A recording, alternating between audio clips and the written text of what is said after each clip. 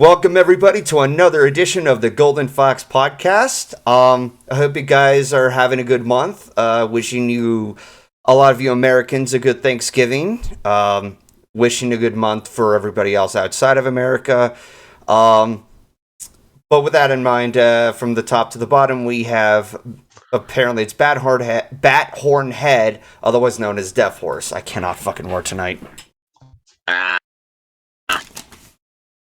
And he introduces himself while he gets cut out by Discord. Discord, do your job!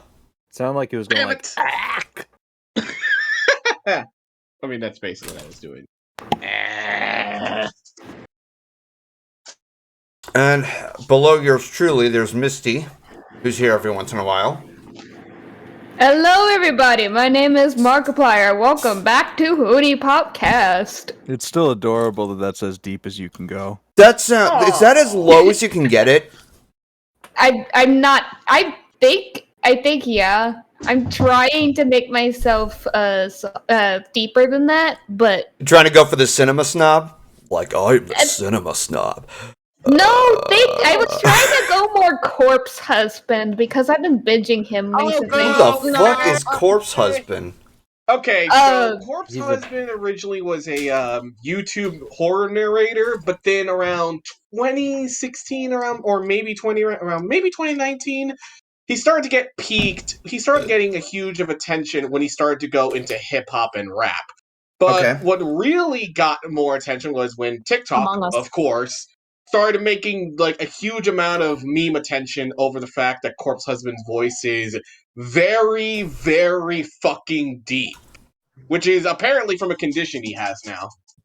So, Misty, Yes.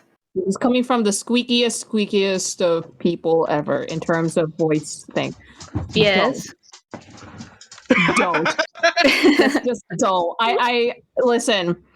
I sound like a fucking 9-year-old, but I swear I'm not.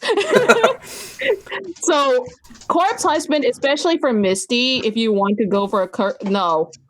Like, that shit would ruin your voice box completely if you want to I go was that just doing fucking it deep. for the bit. I'm not training it. I know, No, but absolutely. No, absolutely. But I'm just like, no, don't do it. I'm just like, especially since Corpse's, the whole Corpse voice being that way is because of his condition, and it's not fun for what he's actually mentioned about it. Oh. What condition does he have? I only just met him. met his sales videos. I can't talk. I forgot what it was, but it's like a long line of many other conditions the poor guy has, which is one of the reasons that I think he had to stop doing narrations, which kind of sucks, because I think he was far more better in that, but that's just me. Oh boy. But yeah, aside from Misty, there was Sleepy, who is providing some information, and of course there's just Ryley over there, who's provided a little... Hello, everyone. I am GoldenFox, and this is the GoldenFox podcast.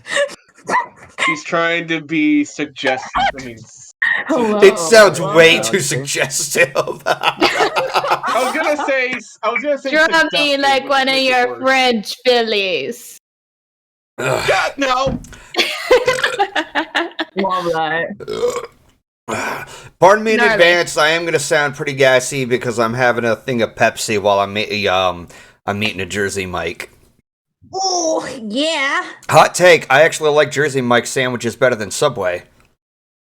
I mean, Actually- what we've actually- heard about recently with I've never had Jersey Mike, so hold on a second. Ryley, you were saying? I mean, considering all the shit with the tuna fish sandwiches recently, I heard about that. No, I also heard about like some other shit that Subway has that is disgusting. And I saw that retro review tech that guy. Yeah, Rich from Review Tech USA. Yeah, the skip it up bottom guy.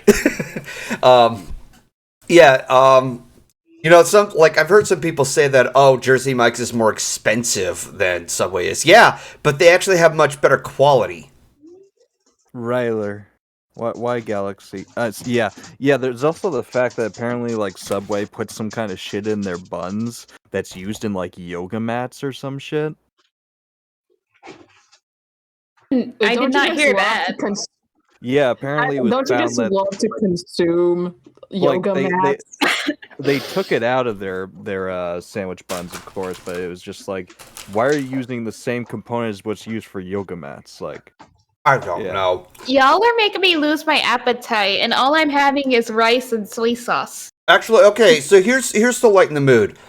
So G. Nickel says, any sandwich place is better than Subway. Anybody who's been to BronyCon, who remembers the Jimmy John's? I'm not a sub. I never went there, so I'm you not tell the a story. Sandwich person, but yeah. Well, we would go there very often because it was like right inside the hotel. Like it was so close to the convention center at that time, and excuse me. Okay. Like I said, just letting you guys know in advance, I have gas. No. In both ways. Oh God. Ugh.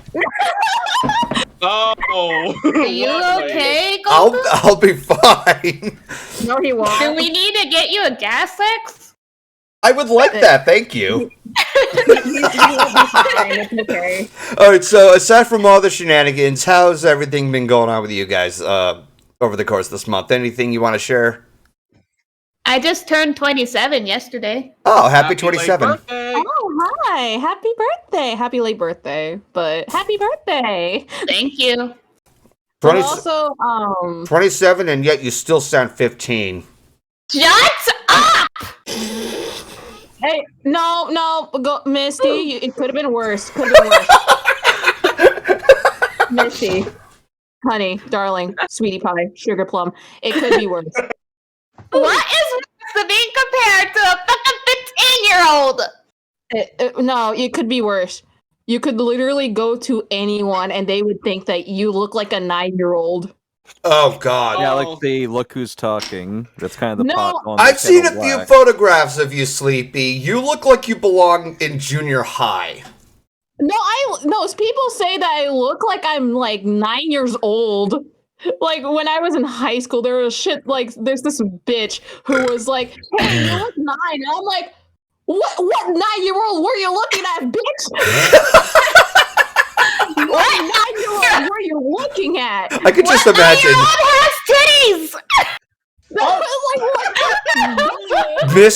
Misty, what you just said there made me feel so unclean. Misty, I am so proud of you. Remember, we're streaming this shit too. Yeah, I could just. Don't worry, Golden. I am an adult. Yeah, just for the record, everybody who's in this call is like above 18. I mean, Sleepy, I think she's 18. She's 19. 19, okay. I am 75 years old. I just I had this horrifying fear that Chris Hansen would find us and be like, "Why don't you have a seat over there?" Like, whoa, we don't mean any of that shit. Oh my God. Oh. I am 65 years old, if that makes you feel any better. And I'm gonna live to be 177. Wait, what? Yes. I love it. I'm going to live to be 177. Well, 11 is not even a real number. It is a real number, and it's gonna be up to you to figure out what that number is. Is it 117? See, got him. Wow. It seems like my guesstimate really triggered Misty over there. Like, No, usually people ask me that for weeks how big that number is. Poor Misty. You got that in 2 seconds. That's beautiful. Golden is a Amazing. legend. That's why he's a deity. He's the reason why you existed. okay. So, anything else to share before we go into the meat of the topics? The Lego We Titanic is have kicking my breaking ass. news. What- I'm oh, busted. Luke's father. okay, you got there were two people talking over each other. Deaf, what were you saying? This Lego Titanic says kicking my ass. Oh, that's right. You got a new you got a whole Titanic Lego set. It's Like honestly, I wasn't I'm not too surprised that there's a Lego set of Titanic, but at the same time I'm like, who would be interested in a like Titanic Lego set? And then I remembered, oh yeah, Legos has a big following to that. They'll build anything, and you know what? I'm fucking down with that shit, dude. Yep. Sub-Zero has built a Lego Bismarck and Lego tanks. Yes, I said tanks. Oh, and I think wow. he's got a couple other stashed in his closet. I've seen them. Oh boy. It's like you open that up and it's an entire utopia of like so much shit he built out of Legos. It's not your typical Legos either. According to him, it's the grown-up Legos. The ones that if you snap them together, they are a bitch to pull apart. Oh, dude, like that does remind me that I remember a while back when I was at Disneyland with a bunch of other friends, and there was actually a Lego store. There's like a special type of market on the outer edges of the theme park, and there's like multiple like model designs of like there was a whole Millennium Falcon, giant Millennium Falcon, all stacked in Legos, like an entire set of Legos built to resemble that, or built to resemble like the Incredible Hulk, or like somebody like it's like it blows my mind on how much people are willing to spend their time to build something and build such a whole architecture out of Legos. I have a picture of someone building a Lego Death Star, I think, and I'm just sitting there thinking, how heavy is that motherfucker? Yes. That's the best way to describe it. I will personally never get over the fact that somebody actually asked the U.S. government, "Hey, would you ever make a Death Star?" And the U.S. government actually responded with, "Okay, so first off, it would cost trillions of dollars. It would take up all the resources of planet Earth, and no, we would not make a planet device that would destroy other planets." Hold on a second, like literally? I thought it was Is that an actual thing? Yeah, it was an actual response that they did in a joking manner. I mean, in a joking manner, like, yeah, no, like it's fucking fiction. Like, it's not like I'm just like, why would somebody even? I'm trying to wrap my brain around all this. Like, I know it's supposed to be a joke. Because Golden, they want to live in a utopian or dystopian place, but either or, the world is still in dystopian place. But we have to pretend it's a utopian place in order for us to sustain our mental state. Anyways, let's go on to the podcast. Yeah, we now we're just waiting for a theory from MatPat on Film Theory on how much it would actually cost to build the Death Star. I think that already happened. No, we ranged from like sounding and looking like whoever's ages are which to Legos. To the building of a Death Star to MatPat, I'm ready to just move the fuck on. Let's go straight to Helluva Boss, Episode 7. This came out at a surprisingly unexpected time. Right on Halloween. And right on the 1-year anniversary of the show. Yeah, and just when we all thought it was just going to be a rip and roaring time, we got kicked in the nads right at the last bit of this episode. Like, we got kicked in the fucking testicles so hard that now we really have to wait for part 2. I think the real fear is just how long we have to wait when you think about it. Yeah. So who wants to go first? Me. All right. Go ahead, Sleepy. I guess you could say this episode was a hell of a good time. It was a hell of a good time? Hold on. It was a hell of a good time? Until we saw Blitz cry. It was a hell of a bad time. Yikes. Also, Asmodeus is a hell of a boss. Corner! Now! Oh. How those hella puns are you going to make this stream? A lot, Misty, a lot. It would have been more clever if you said enough. But this episode for me, oh my god! Like I thought that it would be action packed, but also very like romantic and like Moxie is going to be booking this like anniversary thing. Oh, also I want to mention something. I love how they basically were like dissecting the 7 deadly sins into like an airport kind of thing. That's kind of cute. Like you have the lustful thing, you had the pride, you had the wrath, you had everything else, and it's just like I don't know if I noticed that or if I didn't. But I still, mean, that's, it like, falls in with like Dante's Inferno shit with the different layers of hell and stuff. yeah, but instead of elevators, they're in some cases instead of elevators in this case, it's like it's like an airport kind of situation, and it's kind of cute. Also, Meh. Millie and Moxie are fucking cute. Also, why do I feel attacked when okay, this is for personal reasons. Why do I feel attacked by Stolas? Stolas is a whole mood this episode. Especially when he Go ahead. especially when he was like, that is such a mood, Gabriella. I'm like, I feel attacked. I feel seen. Wait a minute. I feel attacked by Vivzy in that shot. I'm just like, I thought this is not going to be my character. This is someone else's. Nope, it's mine. All right. He's cute. But Stolas is so like, although he is kind of a perv, he's also very wholesome, in which I love that kind of characteristic. If done right, I love like characters that go like from wholesome to very perverted in a way. This proves it, especially with Stolas. Oh, I want to talk about the fucking Asmodeus thing. All right, go ahead. Asmodeus. Oh, like at first when this is coming from an advocate of lustful or love songs. The song at first rubbed me the wrong way. It really did. It made me feel uncomfortable. But just the tone and the actor that basically did Asmodeus, who also did the not the live action Aladdin, the Broadway one, which is the good live action. He was the genie in the Broadway version. He was the genie, yeah. The fact that he was the genie in there, and he's also doing this part, and it's like he has really good vocal strengths in terms of this song.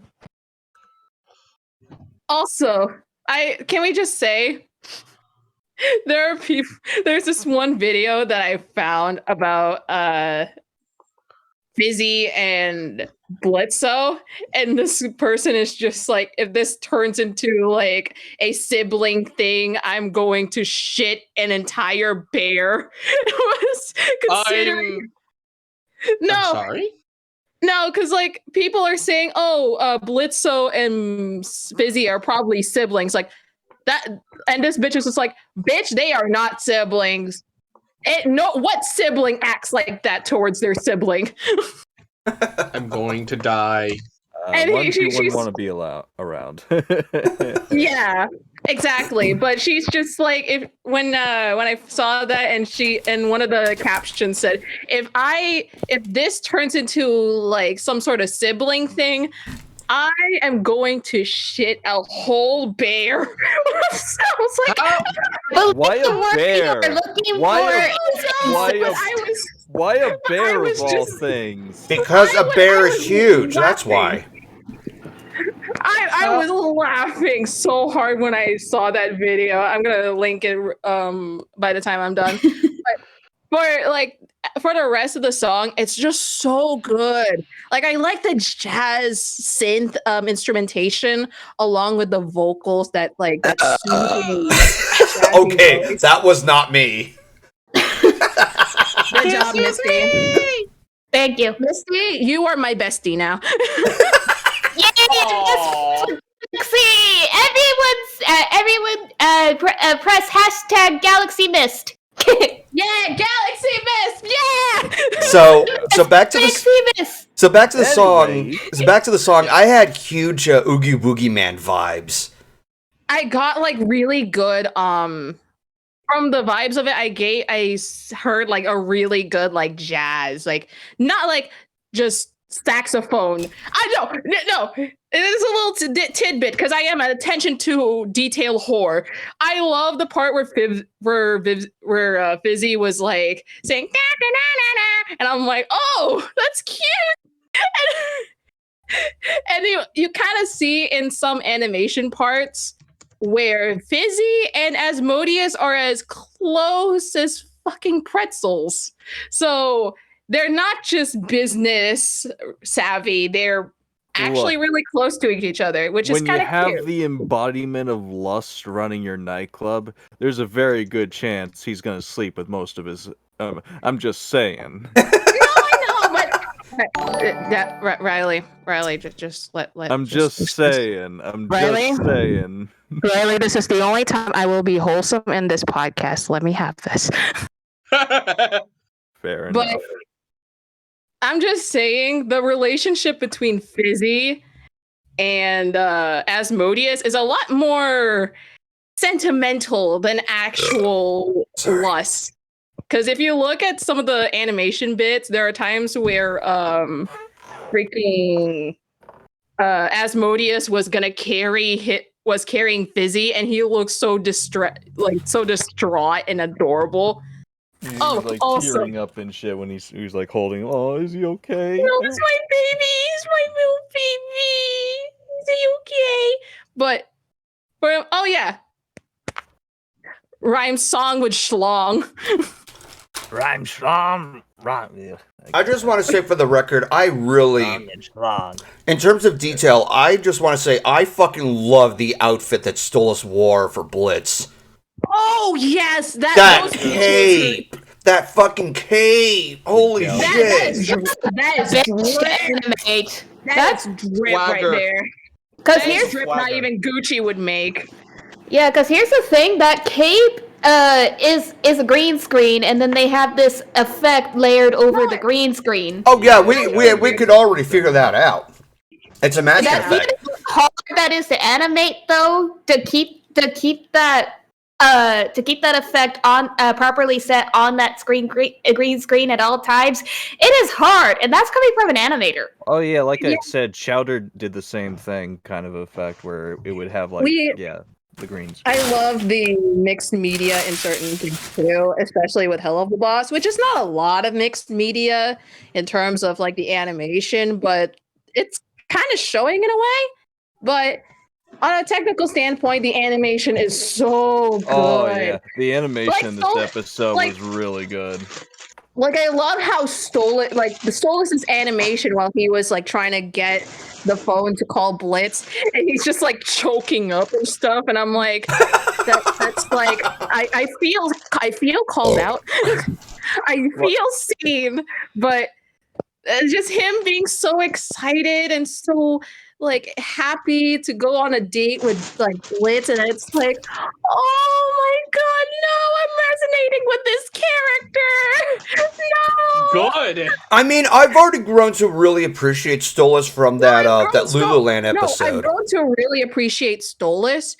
It's just that I didn't find him interesting in terms of like resonation, I guess, if that's a term.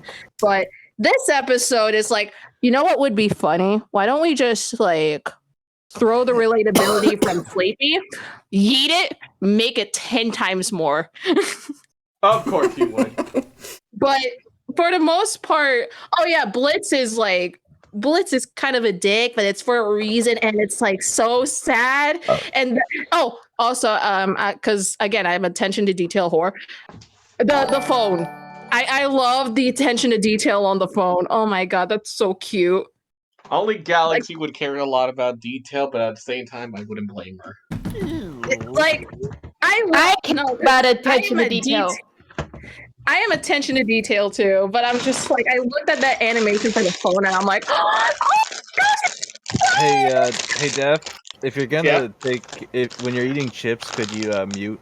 Because we can hear it's actually not chips; it's Lego pieces. Okay. Just still same thing. It's a little loud. Sorry about that. It's yeah. Yeah, no worries, I got it. Okay, you were saying Galaxy? But for the most part, I love this episode altogether, especially with Blitz's final realization of why he is the way he is, because something happened with the family. And oh, you want to know another attention to detail thing? You see that necklace that the mom was wearing? Hold on a second. It's the same one Blitzo's wearing. Hold up. We're having. Oh, Discord's freaking out. Oh. Yeah, give it a second. We're having some technical issues. Oh, okay. Wish I had a better computer. Fuck. Me. Are we back? Yes. Yeah. Yep, we're back. There we go. Right. Hey! So, by the way, Dev, if you're gonna do Lego things, you might as well mute it. But, sentimental sounds. What's another thing? Oh, right. Also, Dev, you need to mute.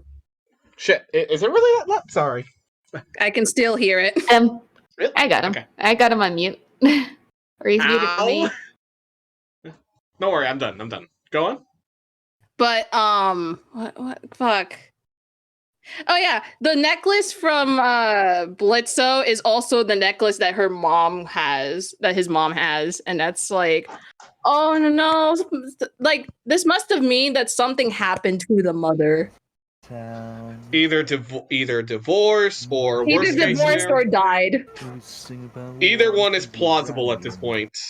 Yeah, so just everything else is sad at the end. And like when he realizes that Luna is away, he's just like, well, shit. All right.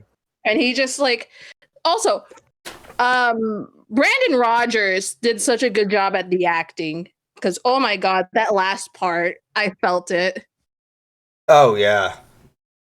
And That this was is an actual crying. That's not fake crying like I do when I go, with with actual fake crying. actual crying. Actual fake Like crying. That was like actual boo-hoo tears, bitch. That was like tears. You know, that sounds like something. That tears. sounds like something Brandon Rogers would say, given his fucking channel. But like making a legit crying. Not that. Yeah, Brandon Rogers definitely showed off his acting ability in this episode. Oh, absolutely! It's a whole different side of him that it proves that he's more than just this one note sort of thing when it comes to his channel. So I got another belch coming up. I told you I would be gassy. You're gassy. Gassy Fox. Gassy Fox. Oh, There you go. hell of a gassy fox! Woo! Welcome to the GoldenFox podcast, where we talk about our bowel movements and burps. Yeah. Maybe I was more on point about getting you gas sex than I thought. Also, Golden, and I thought I'm the one who does the moans and the burps. Did I really? Did I moan? Just a little. In some part, yeah. Oh crap! Just a little. Well, I gotta be extra mindful then. No, it's okay. It's just that, and I was like, oh, bitch, and here I thought I'd do all of that. I would say something inappropriate, but I don't want key on my ass. But yeah, this episode is so good in terms of the feels. Like, I thought that maybe we would have something action-packed while also very romantic. Oh, speaking of romantic, Moxie, love him so much. Oh yeah, no, the relationship between Moxie and Millie, it's just like it really shined through this episode. It's relationship goals, honestly. It's like that opal that you find at a seashell, like a seashell full of seashells, and then you just find seashell full of seashell. Galaxy's like opal. That's like a seashell full of seashells, and I'm just like, what? I'm trying to figure out this thought process. Are you sure? No. Are you sure you're not the one who's high? Okay. Basically, what I'm saying, it's like it's a gold that you find in the dirt. It's that kind of relationship. A diamond in the rough. Yes. Shut up. But for the most part, fuck. Now I forgot what I was about to say. brain fart. Well, it's not even a brain fart. It's just like now I just like I can't find words. because I have Tourette's or some shit, and I feel like it's not Tourette's, but still. But fuck. Basically, what I'm saying is just Melly and Moxie are couple goals to the point where even Asmodeus was just like, "Oh, ain't that just adorable?" Now get out. Get the fuck out. Get the fuck out. I don't care if they can admit they have sentimentality, but they can't show it off because that's not cool. That's not cool enough. You're supposed to be lustful. Supposed They're to supposed be to be- into kinky shit, and you guys are so vanilla, it makes me cry. You know, this I could have made a joke. Bondage. Oh yeah, no, like I was gonna make a joke of something like based on what you guys were implying. It's like, oh, so you want more of the boring DC universe? Oh! Snap. Oof. Oof. Golden. Yes, Golden. Sleepy. Golden. Yes. I guess you could say that's one hell of a take. Galaxy No, Corner.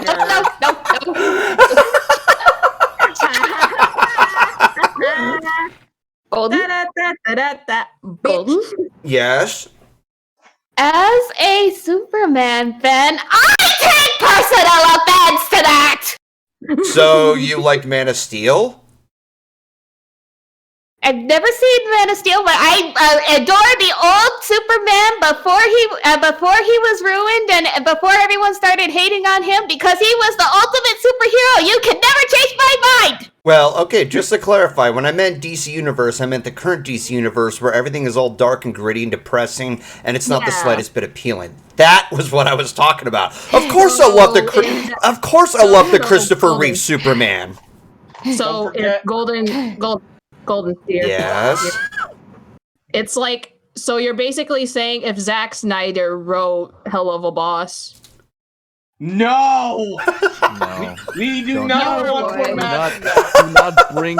If you speak that evil, it will be brought into the world. Do not. You are very not. welcome. It's like, Not. I don't hate Zack Snyder as much as everyone else on planet Earth, but no.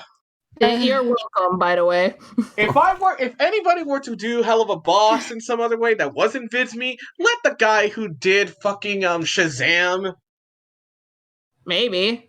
Or Yeah, more Shazam importantly, you actually. can- Yeah, Shazam had a good way of like working with both humor and like a serious tone of something, and thematically, it had a really good topic to take on.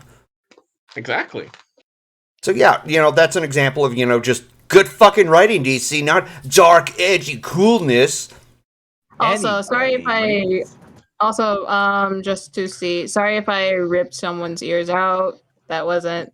We went on quite a tangent here. Yeah. Anyways. I think that was more me about to rip Golden's ears out. Yeah, no, like, how much are you willing to bet that people are going to compare Misty's voice to Sleepy's voice because of how high-pitched they are? Oh Lord, it's gonna be. Pitched. Anyways, Okay. guys, we should probably get back to the topic. Yeah, we should. Ugh. Because, whoa, wowie, How long has Galaxy been going now? she's been going on for a while, but she said a lot, like a majority of everything.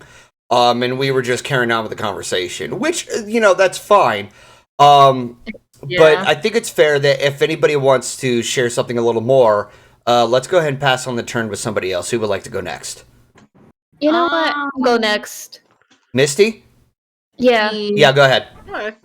Okay, so I really liked this episode, but I'm probably going to get a lot of hate on this, but I'm in the unpopular opinion here. As a couple, Moxie and Millie are fine.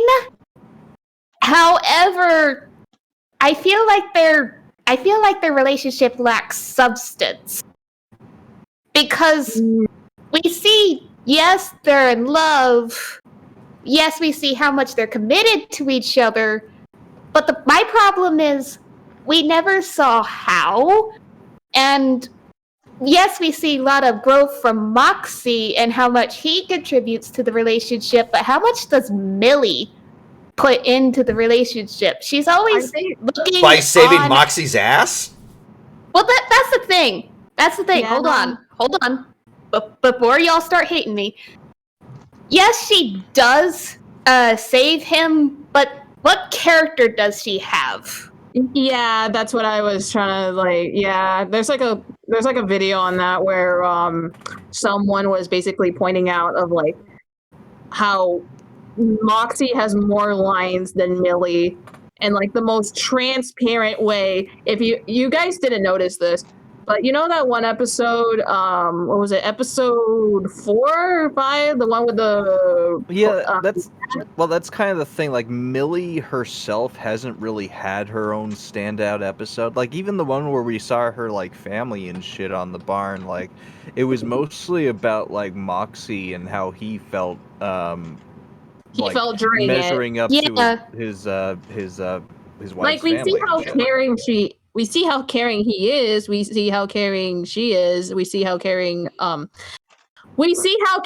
Millie is, but she doesn't have any character other than being a badass and also being very sentimental too. Outside of being the wife in the relationship or having the quote unquote pans in the relationship, she doesn't have a standalone character. Everyone else does, but except her. Yeah, like she, out of all the characters, she seems the most underdeveloped. Like we've grown to know some of these characters' psyche over the course of like 7 episodes and shit. Even Maybe Stolas, who next just seemed like a episode? one-trick pony. Even Luna got a bit of her own look into her psyche with the Verosica episode and shit. Yeah. I think next But Millie episode hasn't really just gone that. through any kind of like character, like seeing into her how she ticks and what makes yeah. Yeah, that's something I want for season 2.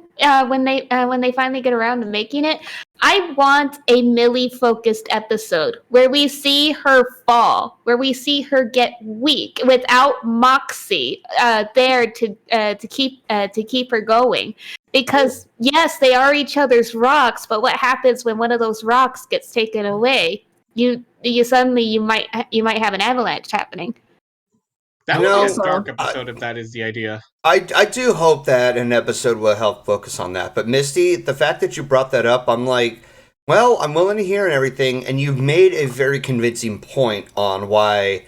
Like, I already had a gut feeling that, like, you were going to say because Moxie and Millie's relationship is not necessarily vanilla. I mean, they make it look absolutely adorable with those two together, but they make it seem too perfect that because of a lack of a flaw involved, there wouldn't be much else to say about it. And it's understandable when you want a character to be challenged by something. And in that regard, I am definitely on the same boat with everybody else in wanting to see an episode that's focused on Millie and whatever development that she's willing to bring to the table, and not just be a blank love interest. You want to know a little detail that the video pointed out that I thought was hilarious? You know that scene where she was talking to Moxie in a basement? I love you, Mox, but for fuck's sake. That is the way they basically portrayed how they're treating Millie by just putting her in this like this mouse trap, or like this trap as like a transparent way of saying, hey, we don't know how to write her, so we're just going to put her in this basement. That is the most transparent way you could possibly talk, or like basically say what that's the most transparent way of saying, hey, we don't know how to write this character, so we're just gonna put her aside. I mean, don't get me wrong. Millie and Moxie, when they're together, they are a wholesome couple, and I just want to hug and love them to bits. But the thing is, their entire relationship lacks substance, and I would love to see that grow. Now, I thought that maybe the what was it? The other episode, the one with the episode 5 with Stryker. God! Episode 5 with Stryker. The last one with the surveillance Seekers? cameras and all that. Oh, Truth Seekers? Truth Seekers. I thought that Truth Seekers would maybe be a Millie episode, but no, that's not the case. Because we see how she's very conflicted, and we see how she gets very protective about Moxie and how she loves him very much to the point that if anything happens to him, she would kill everyone and then herself. It's kind of lacking some sort of substance in the last episode, especially here. You know? I can somewhat get behind that. Yeah. Like, especially from the Cheer Up episode, when the couples, like, we have a short little moment where both Moxie and Millie are, like, spinning around with their guns shooting, and they're both, like, French kissing while they're swinging around. So I love that. I love that, too. That is couple goals. But, yeah. Yeah, but now moving on from Moxie and Millie, Stolas, that whole Stolas scene when he was alone in his castle and he's just pouring a bowl of cereal. That's me coming home every day from work. Me on a daily basis. So I'm on the same boat as you, Galaxy. I felt a little called out too. Only I don't have cable, so I can't turn on a novella and say that's a mood, Gabriella. No, but you could probably have the same sort. You could have the same sort of mood by like turning on the internet and just watching a YouTube video that has similar feels. That's a mood, GoldenFox.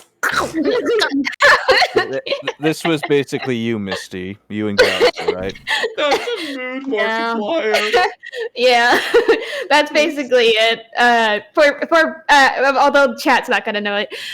But the moment that he discovers Blitzy is calling, and then he's darting for the phone, getting caught on his robe, knocking over the goddamn cereal bowl. Oh my god, that was so cute. Oh, I love it when Stolas is being wholesome. And I'll be honest, my toss-up number one pick is between Blitz and Moxie, but Stolas is a very, very close second. I love how much the mood shifts. Like, he's sitting there on the couch eating his bowl of cereal, and when the phone rings, the smoke comes up to tell him, hey, Blitz is calling you, and he's like, oh shit, yes.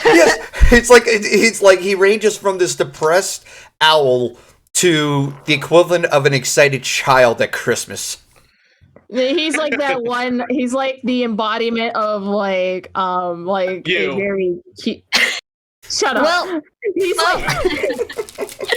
Well, that's the thing. It's not even just keeping up appearances for Blitz. It's keeping up appearances in general because he's a prince. He can't afford to look depressed and sad in the public, and he feels like he needs to keep up that appearance even with Blitz. So it makes sense that he would suddenly arrange from sad and depressed Alburb to happy and excited Stolas that you just want to kiss.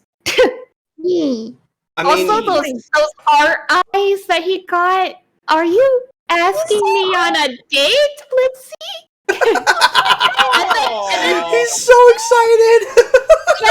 That's the thing. That's the thing. That entire phone call, Stolas was the sub, and I loved it. Like, even when he said I'll see you, he was being flirtatious, but he wasn't being condescending. That's the word I'm looking for. Yeah. Like he usually is on Blitz. He's more genuine. Yeah, and I love that genuineness for him, and the fact that he got awkward. Like, he knows this isn't going, and he knows that he's upset. He hopes this goes well. It's his first real date. You're always going to be nervous on the first real date, even if you've known the person for a long time. Yeah. And I gotta admit, the design for the inside of the club kind of hurt my eyes a little bit, but after the color shifts during the song and it toned down the colors a bit, it made me feel better. But when the lights were on, the backgrounds for the club kind of hurt my eyes a little. All of the lights. Oof. I love that. But that's song. just a me thing.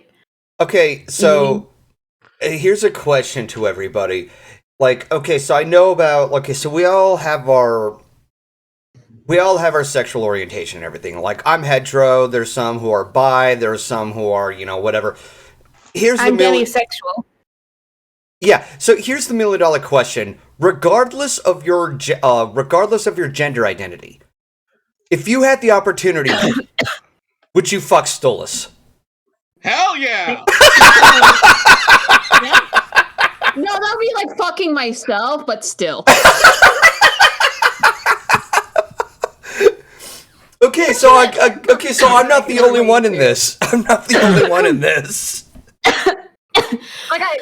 You okay over there, Misty? You okay, Misty?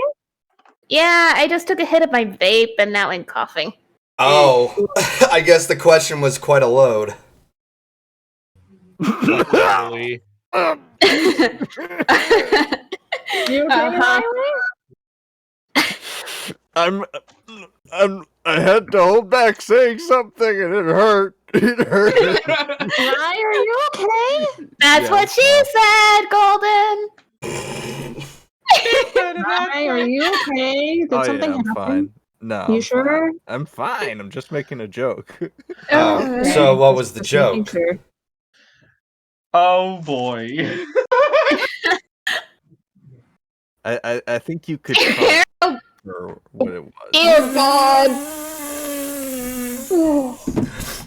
I think you just realized it. The chat won't know what we're laughing at, but He just realized it. He just realized it. I don't think it's appropriate to, like, explicitly lay down the detail either. Watch, like, when this gets up on YouTube, people are gonna type in the comments like, what the fuck are they laughing about? You don't want to know. Trust me, you don't want to know. yeah, you don't want to know. Stop what you're doing. Go hug your mother and go walk the puppy. Go find your mommy. I hate the way I said that. Hey, Galaxy. Hey, Galaxy.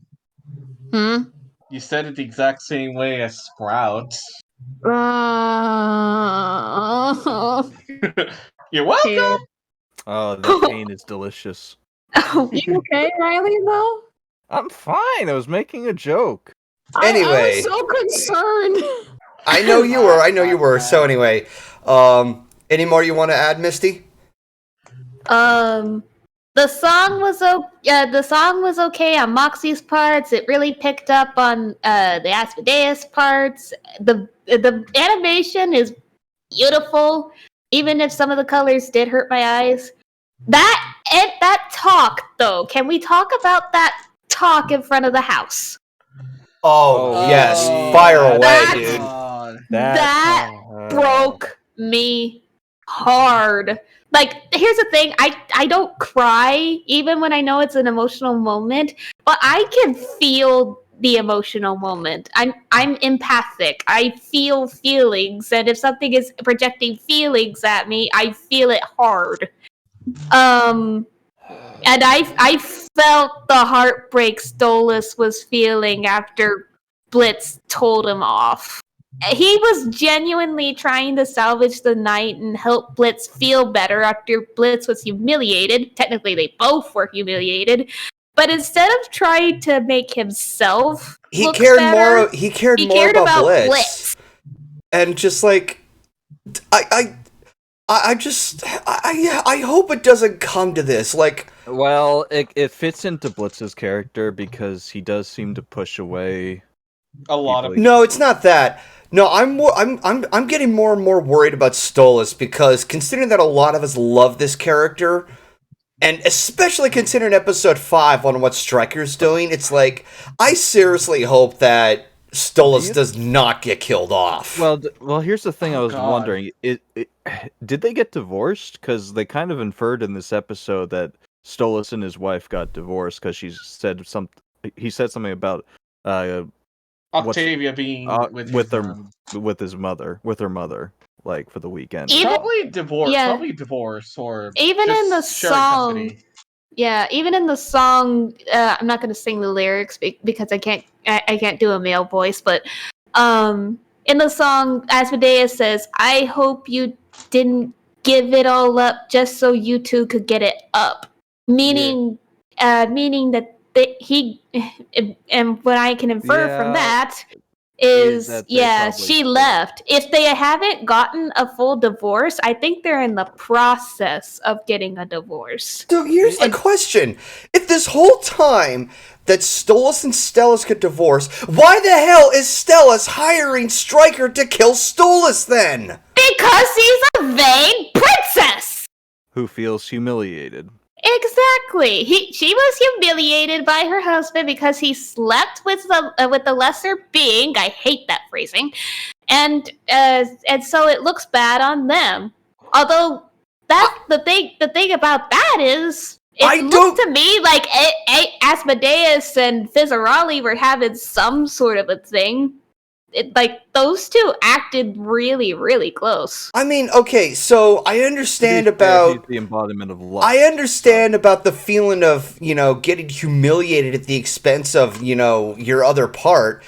But at the same time, I'm not, I don't have any sympathy for her. Not because of just her constant rage or the fact that she's wanting to get Stryker to take down Stolas. It's also the fact that even at the beginning of Lululand, the episode, Stolas comes in to take care of Octavia. Stellas didn't seem to give a shit. It seems more like she's just caring about herself to the point where if she gets humiliated, it's not really our problem. It's not like I can't get any sympathy for her. So when she I think that this series is trying to make us really detest her out of everything. Yeah, I can understand the sense of feeling humiliated, but there's no connection. It just seems like she's just a selfish bitch that she only cares about herself.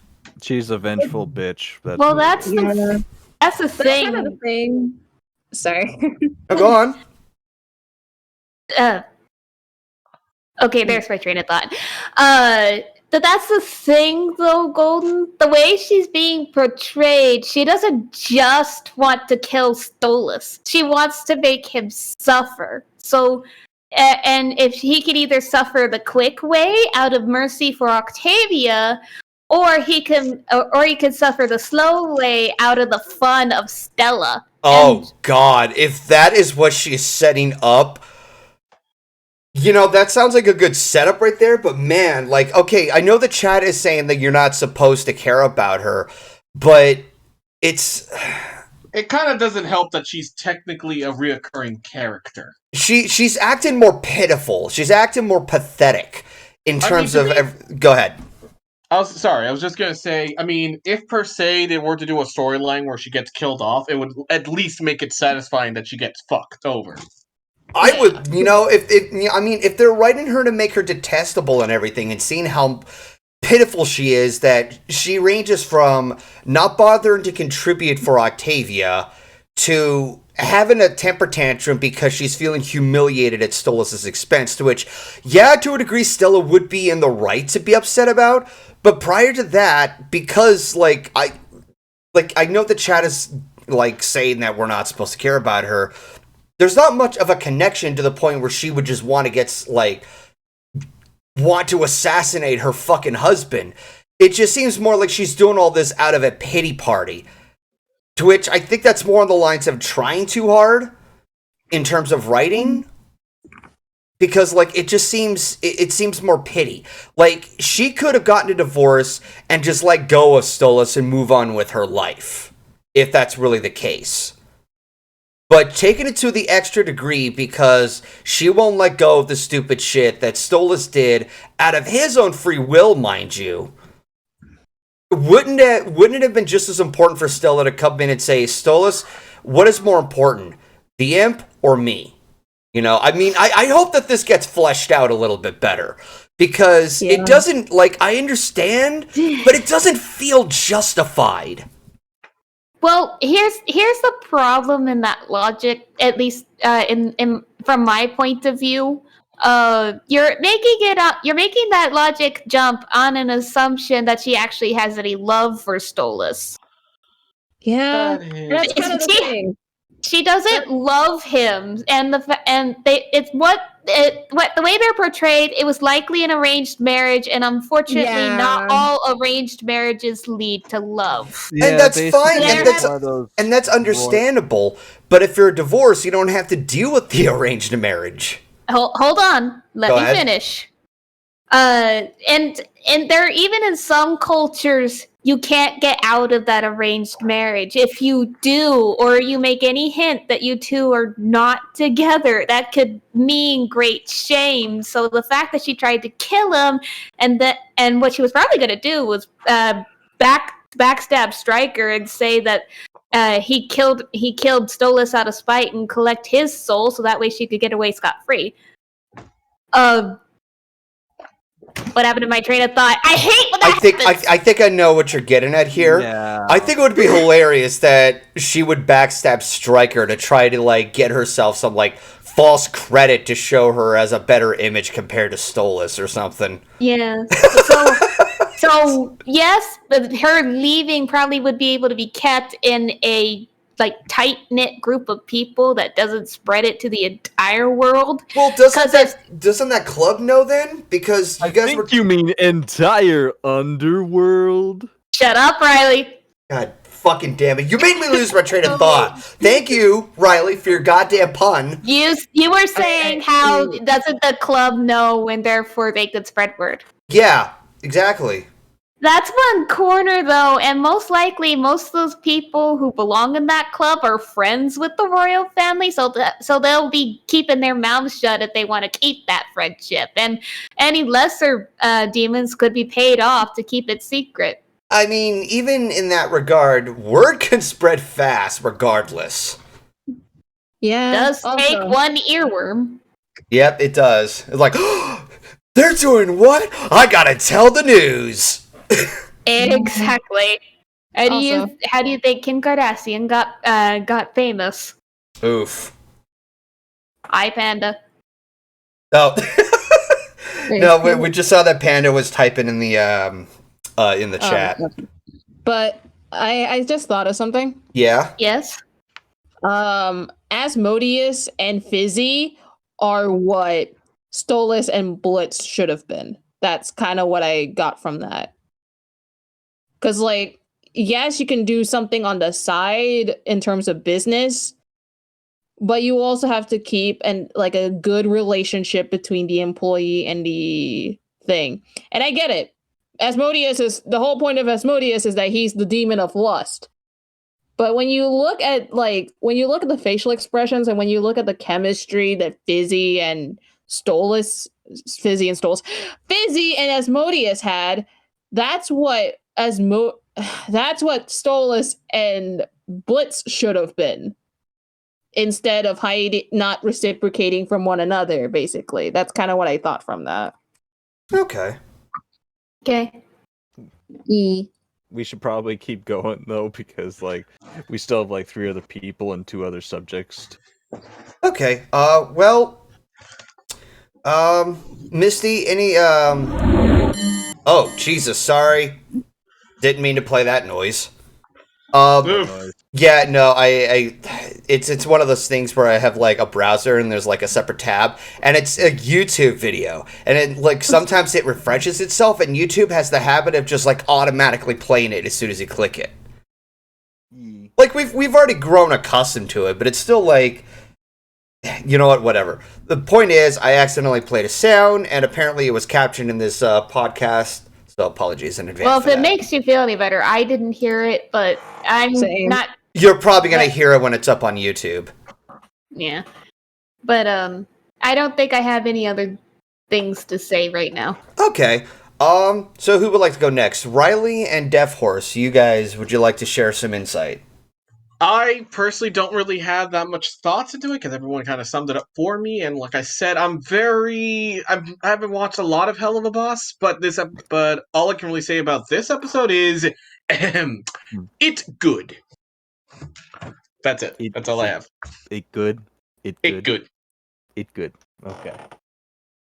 So, Ryley, you can continue afterwards. Give me a thrust. Show me some lust.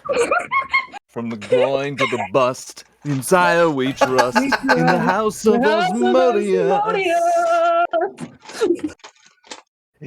I can tell someone loved the musical number.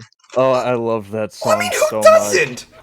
I mean, yeah, the song's meant to make you feel unclean, but it's got such a good vibe that, like, okay, half the time, whenever I was hearing the song go, I was, like, getting, like, those feelings that they would sing, whoa, whoa, whoa, because that's the thing I remember the most from the Oogie Boogie Man. So hearing that kind of vibe, I'm like, oh, God, it's very unsettling. It was so... I loved it. Yeah, it had that Oogie Boogie Man type of vibe. There was another one I had that in my That's head. what I think. That kind of jazzy Cab Calloway-ish kind of thing at the beginning. I love Yeah, that. I think that's what Asmodeus was meant to be a reference to. Like, he seems like a very lustful Oogie Boogie with the voice of Frank Sinatra. His design is very interesting too. I like he has those two like spirit heads or faces in his flames and shit, and like he's got a very interesting design. He's very. I didn't really think he was the one in Lust at first. I thought that was Lilith, but Aeon clarified for me that yeah, Asmodeus is also a demon of lust. Kinky. Excuse me. And yeah, during the whole Blitzo roast on stage, you remember when Verosika was tearing him apart? Oh God! Did you see the look? Did you see the look on Stolas's face when he saw that Blitz dated Verosika? That face is like... Yeah, that face is meme-worthy, and I hate memes. Okay, first of all, I haven't mentioned this. God damn it. Okay, first off, okay. That face of fucking Stolas is just like, Blitz, you stick your dick in that? Really? As if we needed another hint that Blitz was bisexual. Well, I mean, I'm not surprised about that, considering, like, I already kind of knew that, given his relationship with Verosika, and then he's doing things, with Stolas. It's like, oh yeah, that's very clearly bisexual. I mean, you can't have, like, hetero or homo at this point. You got it in between both worlds, motherfucker. Yee. Also. What was it? Oh, I forgot. Okay. Found it. Blitzo? I used to date him. Oh, Verosika, you're here. Look at the look on Stolas' face as Verosika is singing. That face is just... Wow. It's amazing. And that look on Blitz's face after she calls him all those nasty names. He was keeping up this facade of this doesn't bother me, but then at the last second he lets it go, and that face at the end is like, oh shit, what have I done? That's so heartbreaking. Like even after he finds out about that, he still wants to make things better for Blitz. Again, I don't want to lose Stolas. Let's hope we don't lose Stolas. I hope that's not the case. Well, also, that seems to be what they're setting up, though. I hope not. I hope he's at least gonna stick around. Especially with his relationship with Octavia. Well, what doesn't help is during that song, when they switch gears and stop blasting Blitz, they blast Stolas, and Stolas, after being called out, hides behind the menu in front, directing it at Blitz. That was the moment he sealed his death warrant. Because Blitz is now emotionally raw and probably wouldn't feel like helping Stolas even if he did get into trouble with Stella. Yikes. Yeah. Because here's the same thing. People might argue Blitz did the same thing a little bit before. He wasn't directing the menu at Stolas. He didn't care that he was out in public with Stolas. He directed it at Fizz. Or at Fizz or Ryley when he was on stage. He was honest hiding from Fizz, not Stolas. So the fact that Stolas acted like he was ashamed to be with Blitz... That just added more salt to the wound. That was rubbing salt to the wound, and then adding lemon for good measure. Oh, apparently, that hurt. Oh my god! Well, this is the kind of shit I'm talking about. That this episode really knew how to kick everybody in the testicles when watching this. I don't have any. Well, kicked you in the ovaries. That flew way over your head. There's also the fact, like, No, it didn't fly over my head. I was just being a brat. Okay, you were saying, Ryley? Well, there's also the fact that we got, like, everybody keeps dancing over the fact that we got to actually see the real Fizzaroli this time and not one of the theme park robotic versions of him.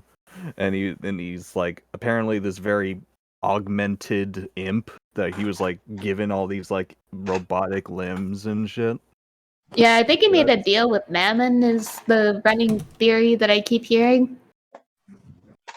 Yeah, and I love him. I liked him in like the Lululand episode, but seeing him here is just like And that was Robo Fizz. That wasn't the actual Fizz. It's making Ryley sure rhyme pong and schlong. God.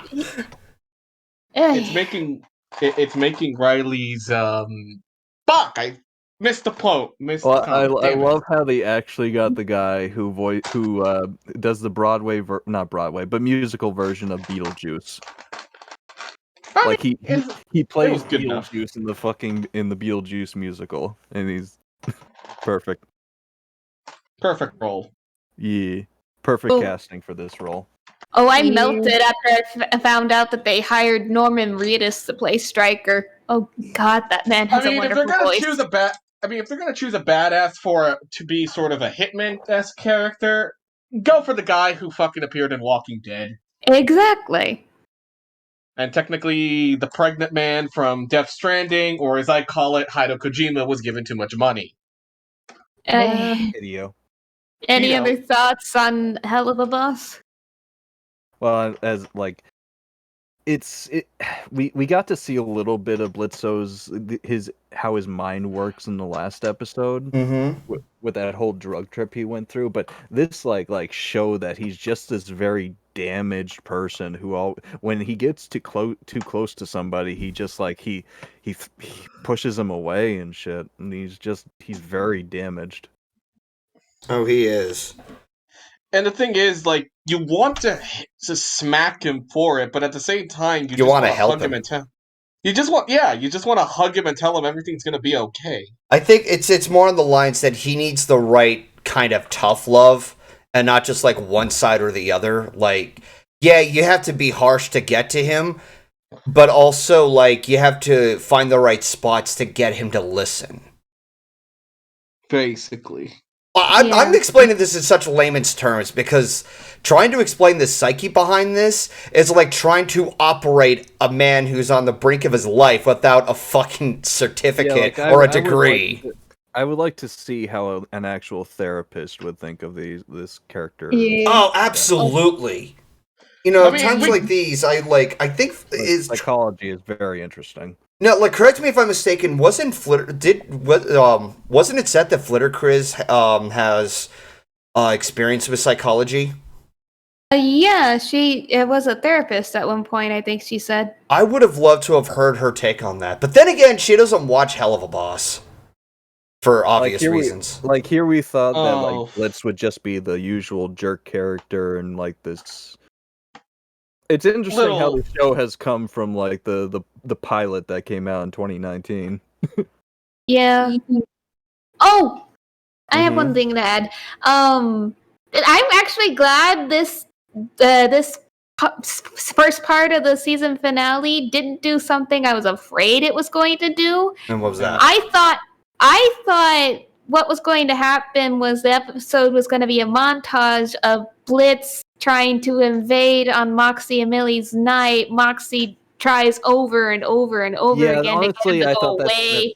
And then it would lead to a fallout or a yell fest between I'm glad that Blitz it and went his into employees. I'm glad it went into a different direction because because it would have ranged from predictable to just like, oh, like whatever, like we saw that coming, like we wouldn't feel challenged. No, this one they challenged this very well. Oh Yeah. Like it just seemed like kind of one of those scenes you see in a movie where like somebody's trying to meet somebody at this restaurant while also trying to meet another person or trying to spy on somebody else, and just the hijinks that ensue from that. But no, it turned out very very interesting. And a kick to the Also- balls. Oh yeah. Instrumentation check. You know that one part in Veronica's thing? The little cheerleader instrumentation, like the little cute thing? Yeah. You know what that reminded me of? You? No. Well, yeah. But mostly Cherry Bomb by Runaways, like the instrumentation for her bit.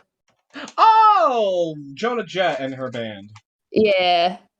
It kind of sounded a little bit like a Duke version of that. Can I just say though, like, while the episode 6 was like showcase the animation and a more action dynamic, I just loved how the animation looked in this episode. Like the shadows, the colors, the like the backgrounds and shit. It was like it was very visually stimulating. Just for that much is for sure. Not like the last one had the whole action visual stimuli, but this one had the more like colors. Do you understand what I'm getting at? Yeah. Colors. Colors. And Helluva Boss is very visually well done, and it's all hand-drawn animation.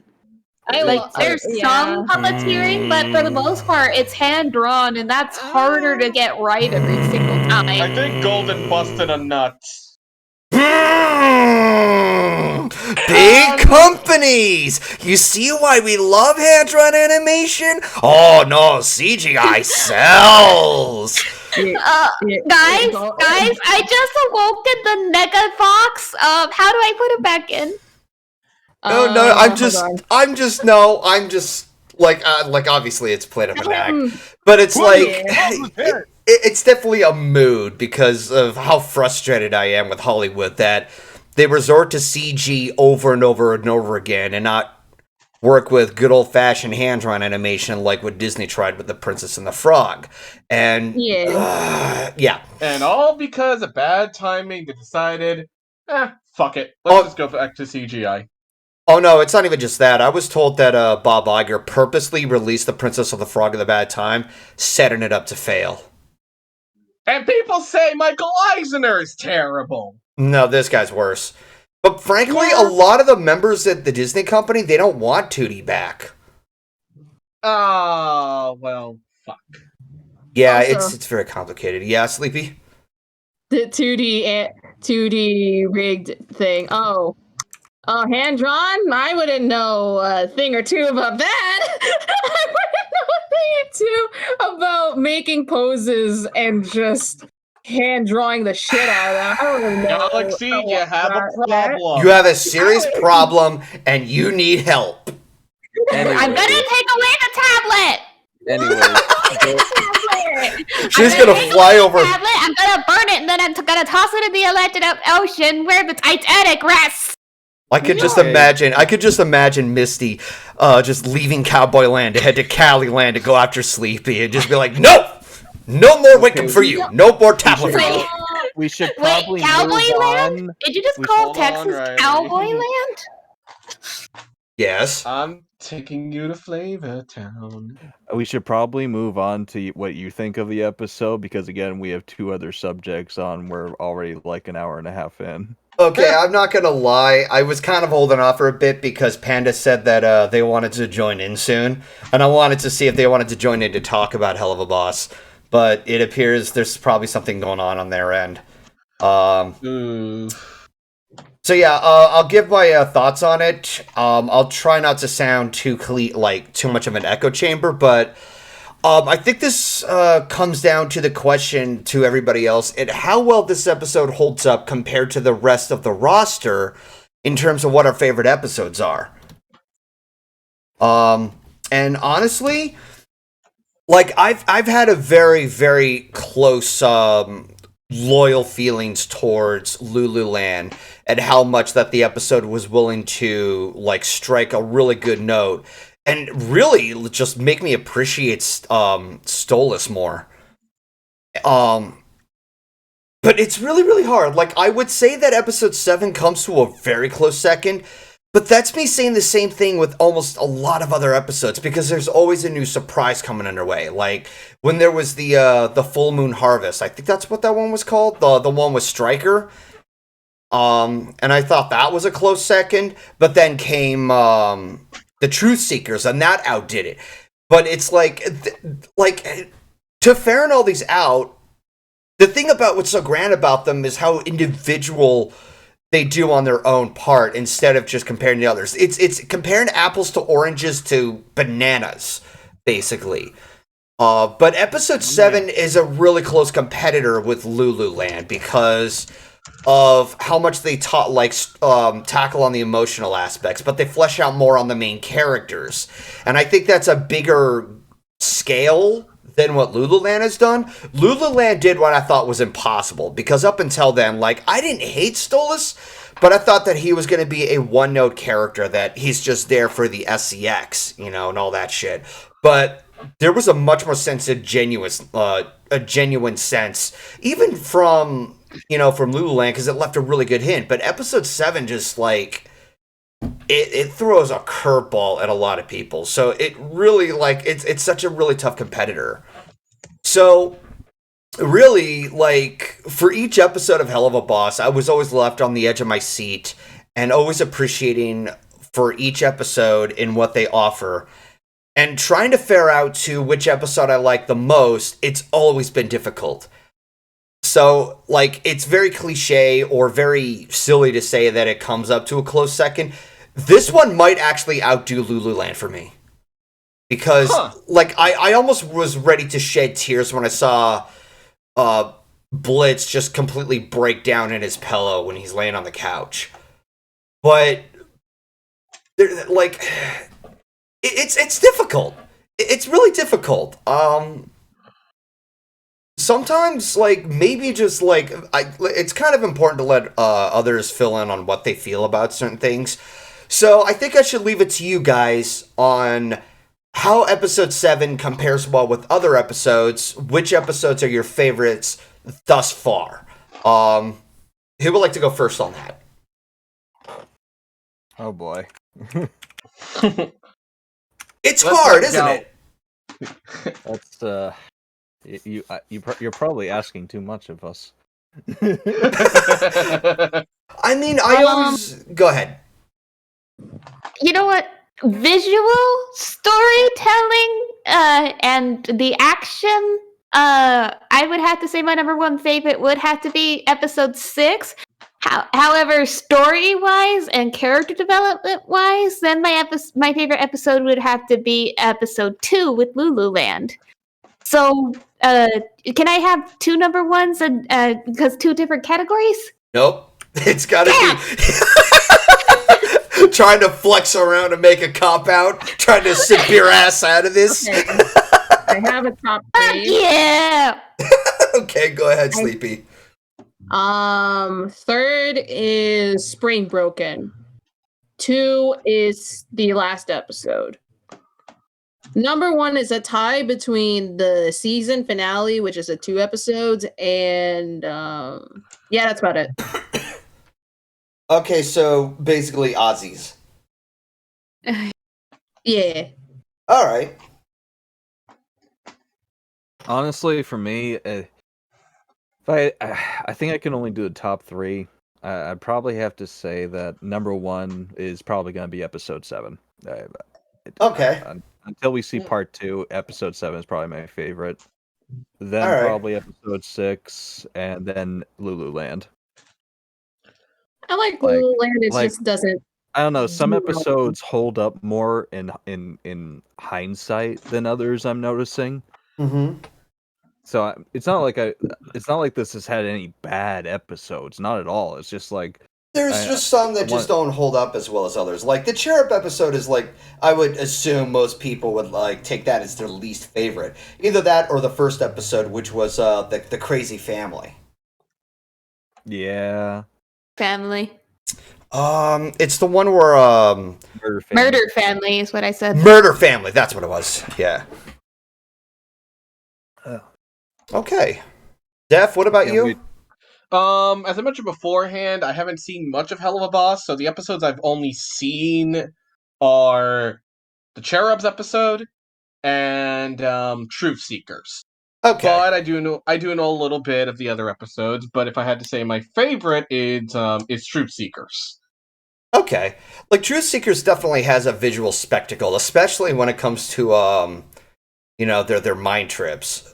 From Moxie being in what looks like a Disney-inspired musical to the to the Pink Floyd's The Wall acid trip that Blitz Yes. went through.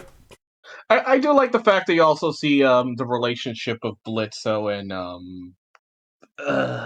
I forgot the other guy. Olis or Bizzarelli. No, not Solos or Fizzarelli. The other imp guy who's his friend. I keep forgetting his name. Moxie? Moxie, yeah, him. Like I said, I haven't seen much of the show, but I do like. Richard Horvitz character. Yeah, I still find it hilarious that when the truth gas comes in, it's like, ask me like an honest question. Does Millie pake you? Sometimes. Wait, ew, why did you ask that? that's the funniest part. And when Mox is answering, he's all blushing like he loves it.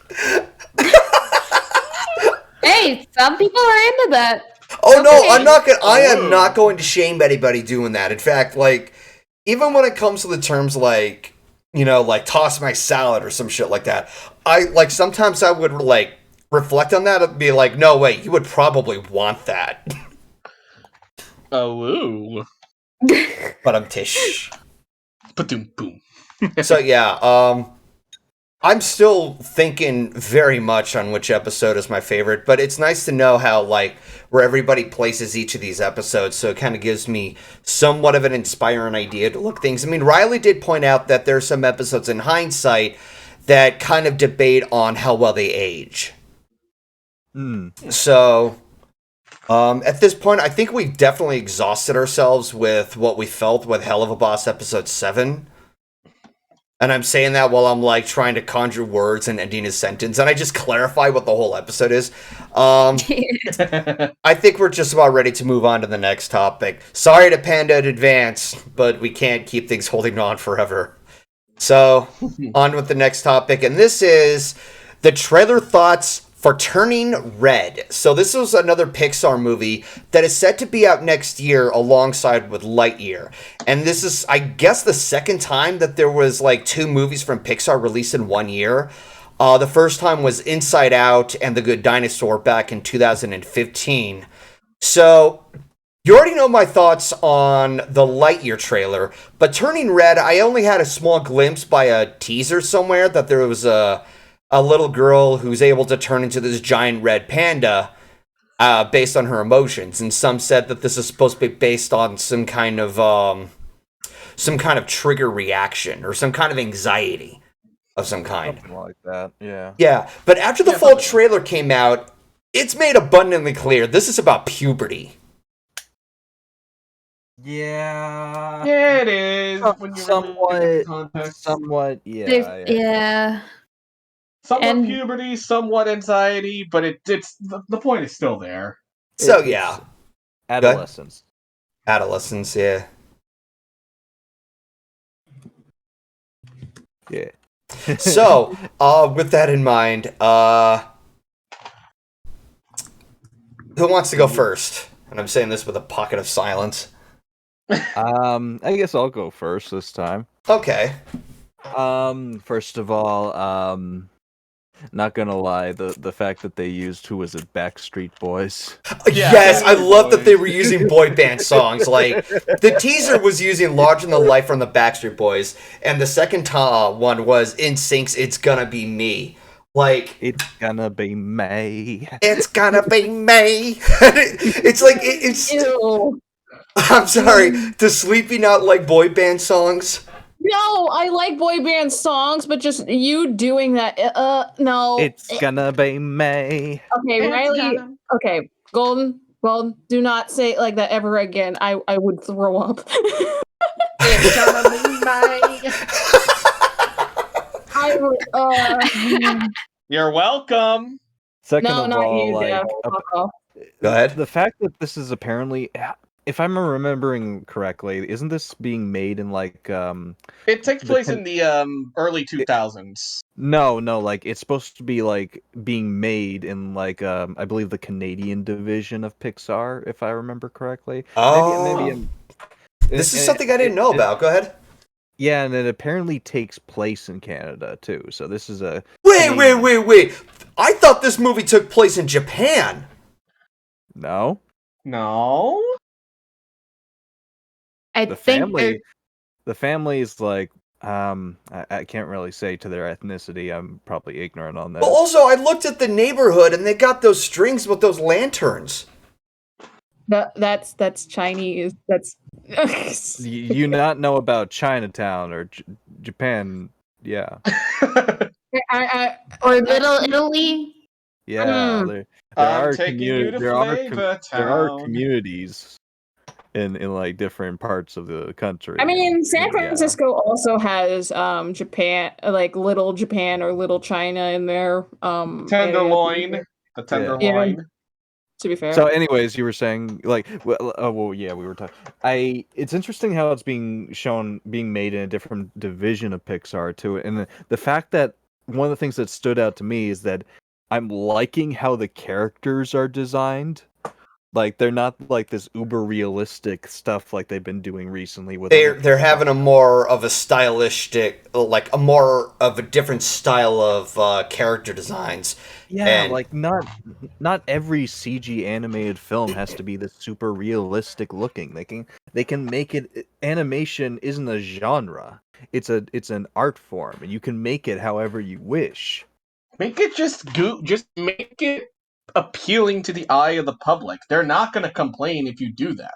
Yeah, and at this one of point, because CGI has become such a predominant style of animation, going for any particular style, if somebody legit complains about that, they only have themselves to blame. So if I see something like, oh, this doesn't look realistic, it's meant to be a fucking cartoon, that's your own damn fault if you're gonna complain about something like that. Yeah, that's kind of my problem with like the Good Dinosaur. Like my problem with it is you had these really like I liked the designs of the characters. They just really clashed with this very uber realistic CGI world that Pixar designed, and it just felt like they were jacking themselves off to show that they could make this uber realistic world and not have it do anything with the fucking story. I felt like they just could have just made it the same way that Dinosaur was made in 2000s, where they filmed the realistic scenery and shit, and then CGI'd the dinosaurs into it. Like it just feels like they're showing off to just show that they can make this uber realistic world and not really have anything with it and stuff. And yeah, sorry, little tangent. That movie always bothers me for that reason. Oh yeah, no, first off, if you want, if we really want to get into, you know, the Pixar films that can have some really good like scenery in terms of detail and such, it's one of two movies, either Cars or Wall-E.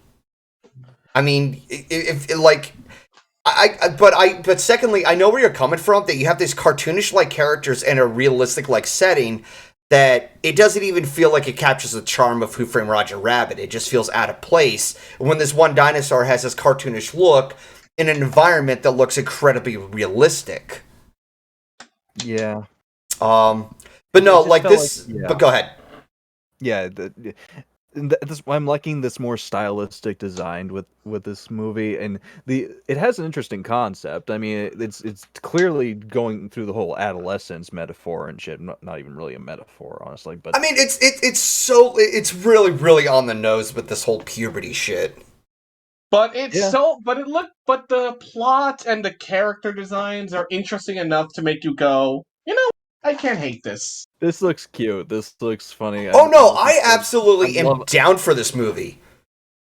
And I absolutely love the face on the one kid that was at the ball. Oh, the dodgeball scene, yeah. There it is. Oh, There you he is. mommy's little girls? Like, I'm gonna kick your ass, boy. Which is funny because if you watch the original, if you watch the first teaser, you can tell that the main character, I forgot what her name is. She makes it clear. Yes, she makes it clear that she kind of has an embarrassing relationship with her mother. So her turning into a pig. So anybody insulting her mother would immediately piss her off, which is pretty reasonable. Anybody can get pissed off if you insult their mother.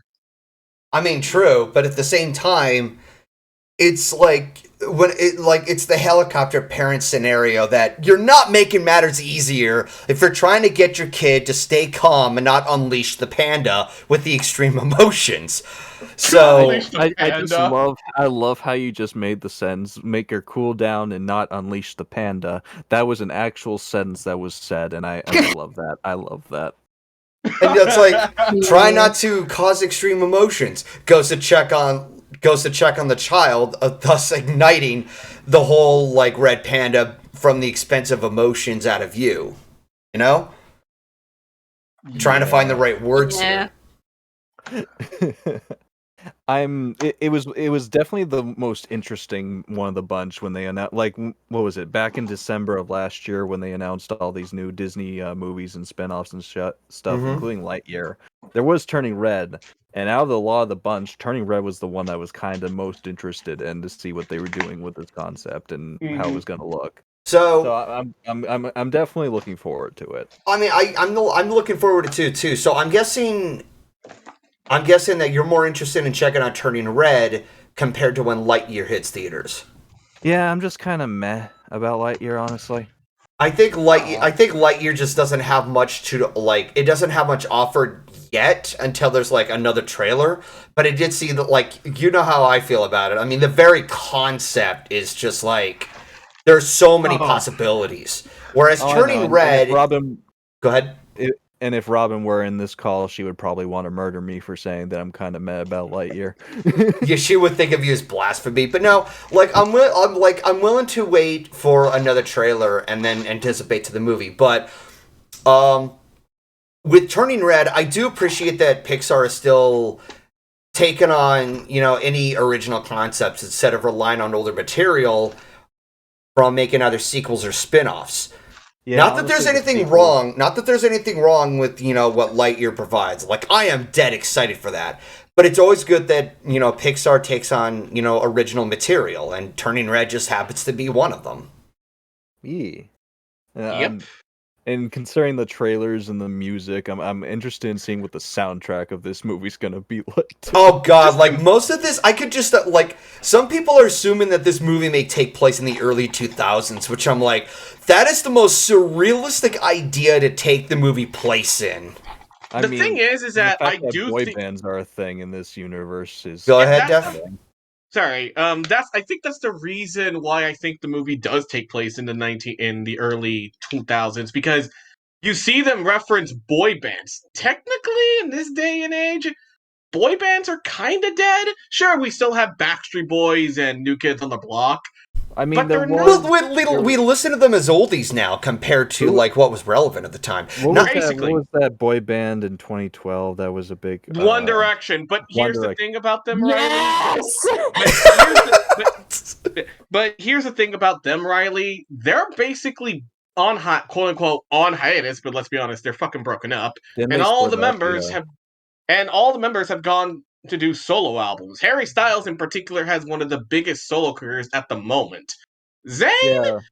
Nah, we don't talk about Zayn. We don't talk about fucking Zayn. Wasn't Zayn like the first to leave or some? No, Yeah, he was actually, the first one we're going off to like boy band shit. Well, I mean, it was it was kind of used in the trailer, so it's not surprising at all. But also, what also doesn't help is that the main character, I keep forgetting her name. It's like Mila something. May. I'm gonna have trouble trying to pronounce the name. Just say May. Just say May. Okay, I'll just say May for the sake of brevity. She's got a gigapet dangling around her backpack. That is adorable and old school at the same time. That is Tamagotchi. Tamagotchi. Yes, I used to have that.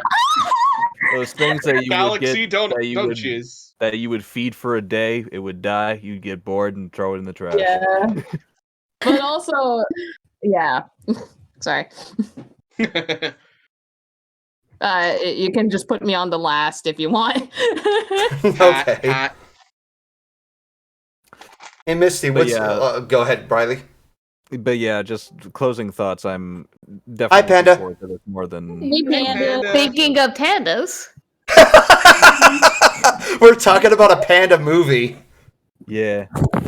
Oh, it's the Turning Red. Shit. Turning Red. It's the name of the Pixar movie where a girl has got this family curse that upon extreme emotion, she legit turns into this giant red panda.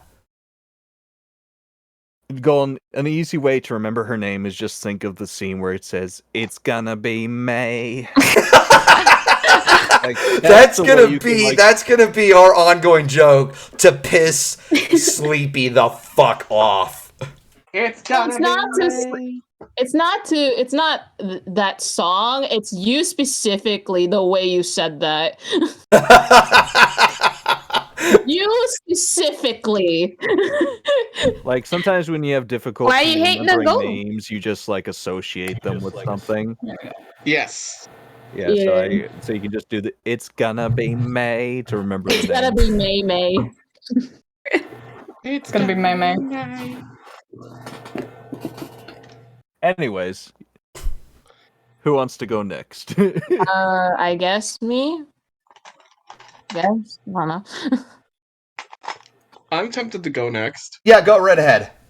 Okay, I think I mentioned this before with Turning Red. I like the plot of this movie. Not only do I like the fact that it's taking place in the 2000s, and growing up in the 2000s was very surreal, especially having two sisters who basically were the epitome of that. And I say that with love. They basically were the typical girls who gushed about Backstreet Boys, and to this day, they're still big fans of them. So, the idea of this character becoming a red panda because of anxiety or puberty, I can pretty much relate to that, because we've all gone through that sort of situation, especially if you're one of those, shy, introverted type of people. The red panda thing is kind of a twist. I do like the fact as well that the character is, she's not your typical annoying little protagonist you would expect from most kids' movies who have to deal with these type of animal transformations. They're very she's incredibly sympathetic, and you feel very pitiful. I do also like the fact that with her friends, they immediately don't pull the stereotypical "it's a monster." No, they immediately are impressed by it, and they go into They're support her accepting. as well.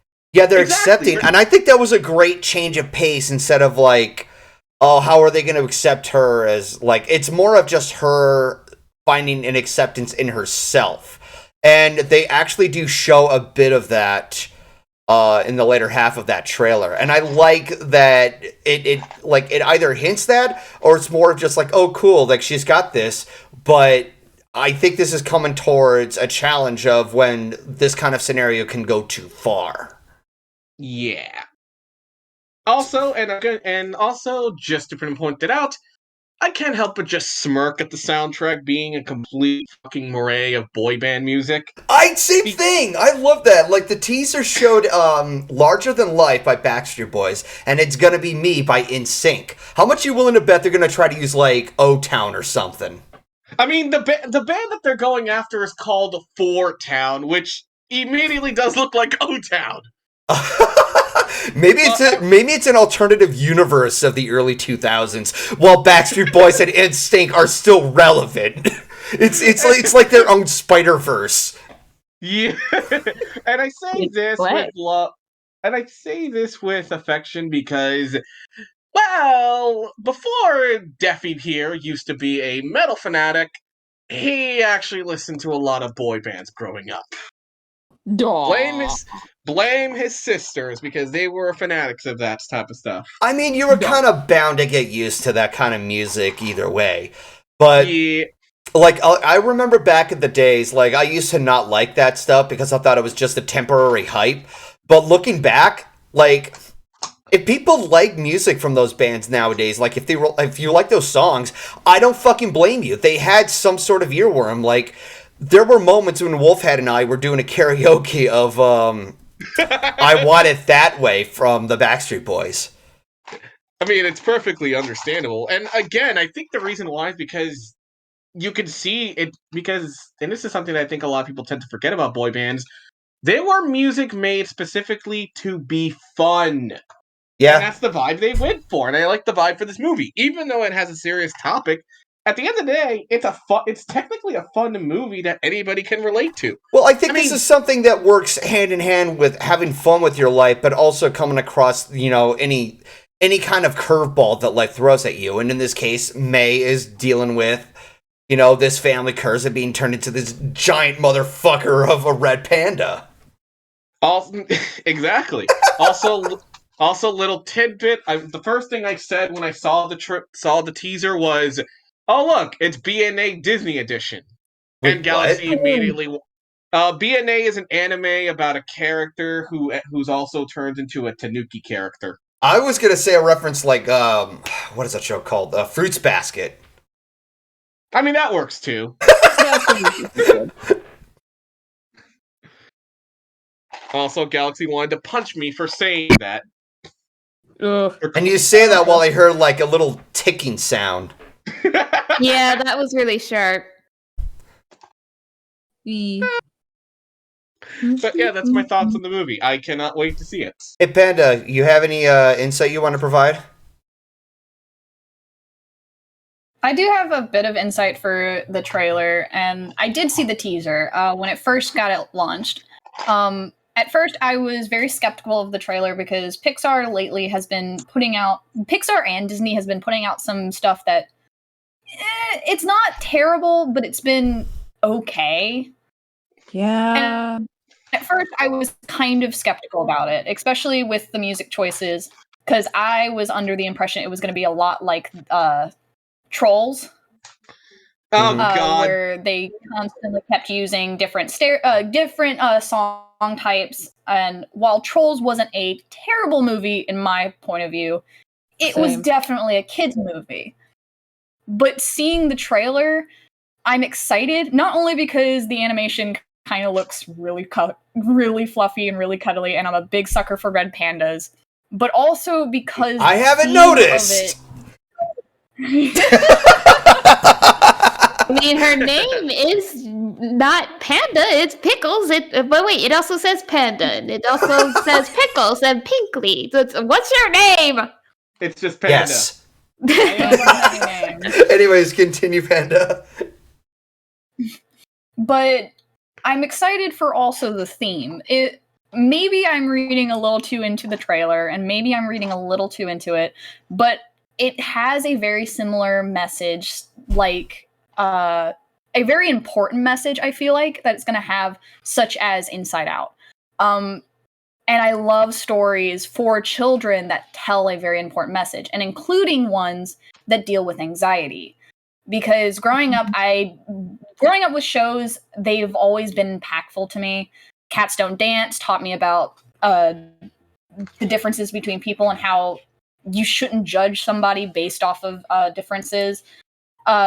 A lot of Disney shows teach a bunch of good lessons, but not many taught about anxiety up until Inside Out.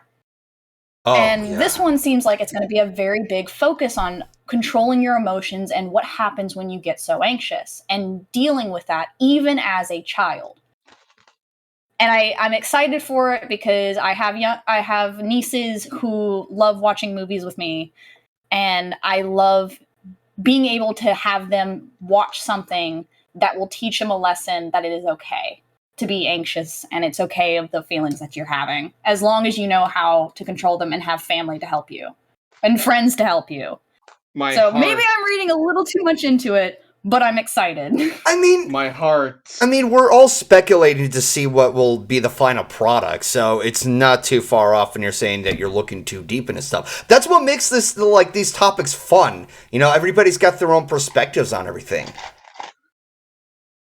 Yeah, I'm just hoping it's as impactful as Inside Out was, because they did a huge and major job dealing with that, and I don't see how they could have done it any other way. Yeah, no, I'm excited to see if Pixar is going to do it again. Pardon me for overtaking the conversation, but I know I still have memories of when Keyframe and I went with Thespio and many of our friends went to go see Inside Out. Which was available like at a theater in Universal Studios, and yeah, like Universal Studios Hollywood, they had their own theater there, so we would have like the best like picture quality and everything. But we went and saw the movie, and near the end, we were all bawling our eyes out. We were all in tears, seeing where the movie knows how to touch on the topic of what's bothering the girl and the emotions that she's going through, with what both joy and sadness have to deal with, which metaphorically implies that she's just feeling numb to the changes at the moment until it just clicks, you know, and how all that takes on a realistic approach, but play it off in a cartoonish manner that actually pays it off. And just basically, like, Inside Out, Jesus. I'm sorry for overtaking the conversation, but no, you're fine. I do hope that with Turning Red, they'll manage to do something that will take us by surprise. But at the same time, like, it's something to be cautious of, because even though it's Pixar, and Pixar has, you know, given us some gold films in the past, they've had some missteps. There was the Good Dinosaur, there was Cars 2. There was Onward. Honestly, I say that Cars, even still, I get some backlash for this, but that's only because I don't really get the ending. Cars, the last Cars movie, I didn't particularly care for. It was good, but at the same time, it wasn't. You didn't feel anything. Great.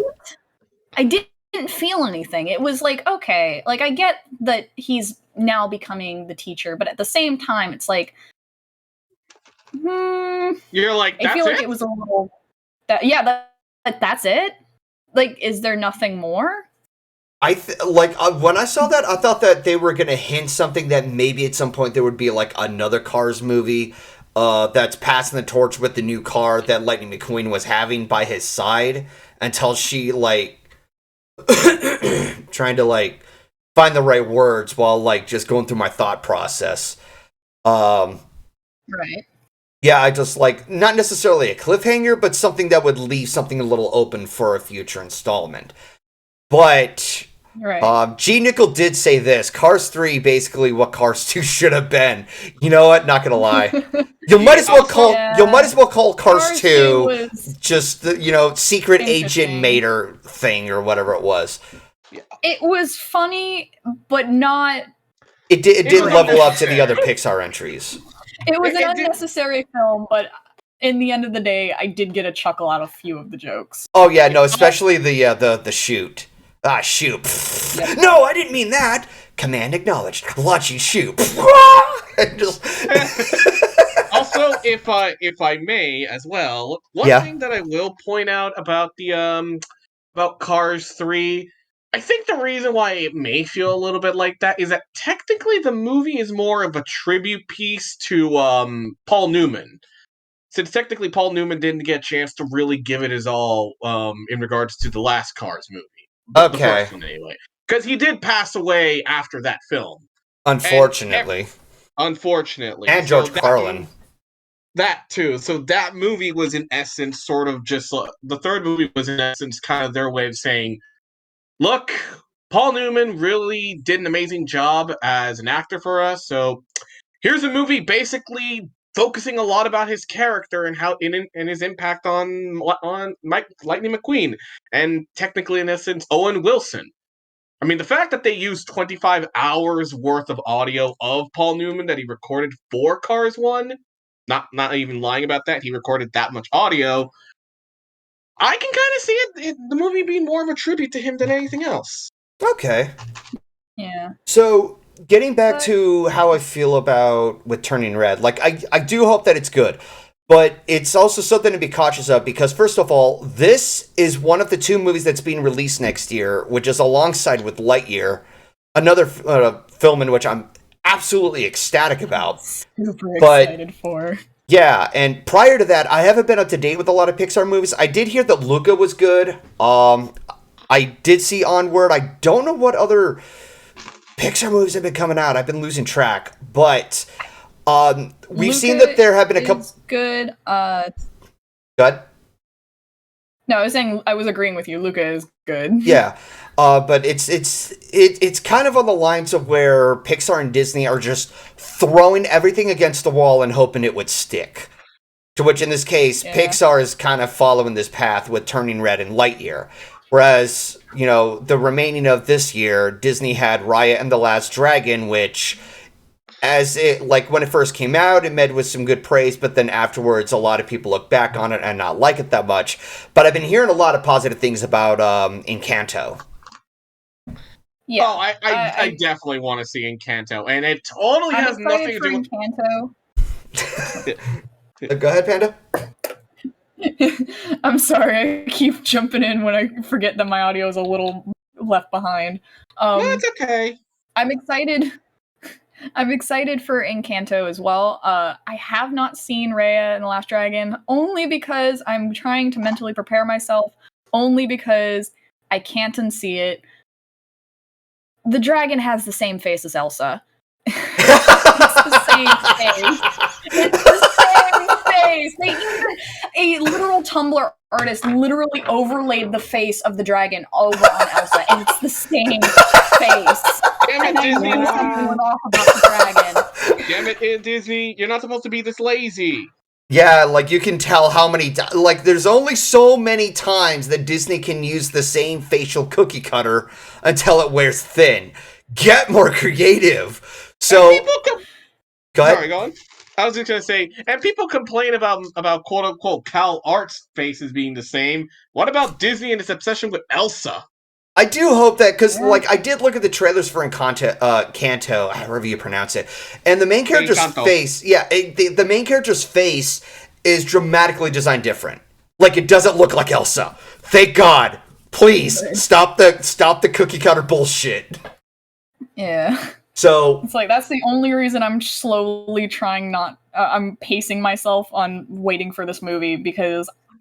Every time I've tried to sit down and watch it, every time I see the dragon on screen, I'm just like, But waiting for it to sing "Let It Go." I'm waiting for it.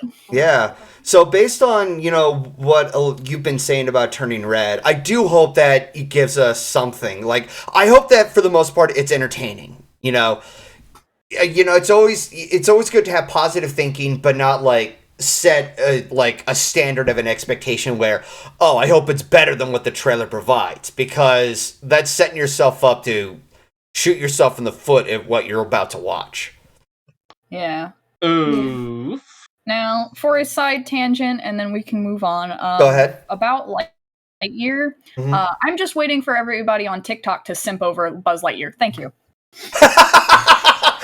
Yeah. Because you know for a fact it's gonna happen. You know exactly it's going to happen.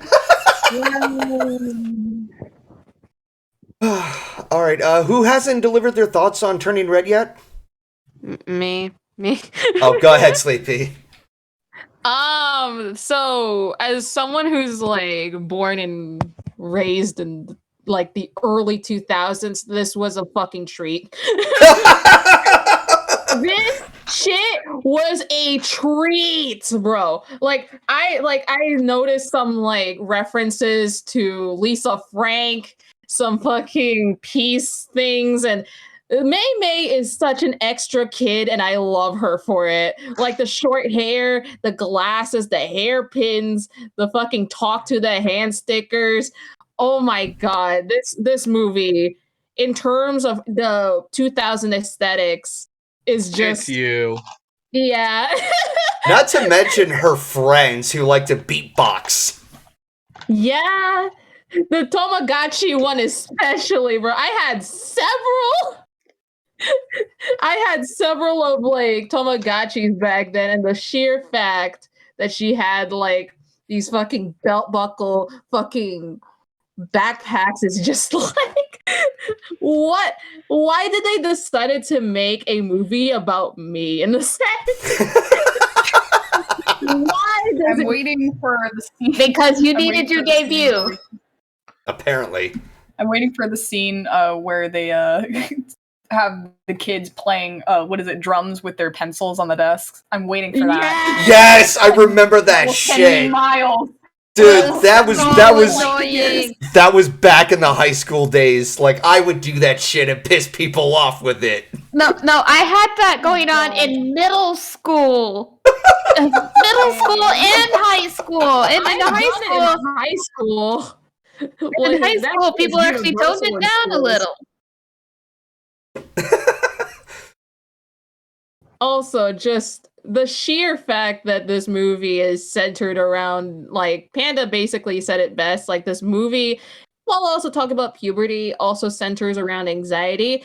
It handles it so well. It doesn't, like, make it seem very on the nose. Well, it is on the nose, but I know, but it doesn't seem very degrading, if you know what I mean. Like the anxiety, the term or like the usage of anxiety in this trailer, or at least They somehow know how to hit it close to home and not just like shove it in your face.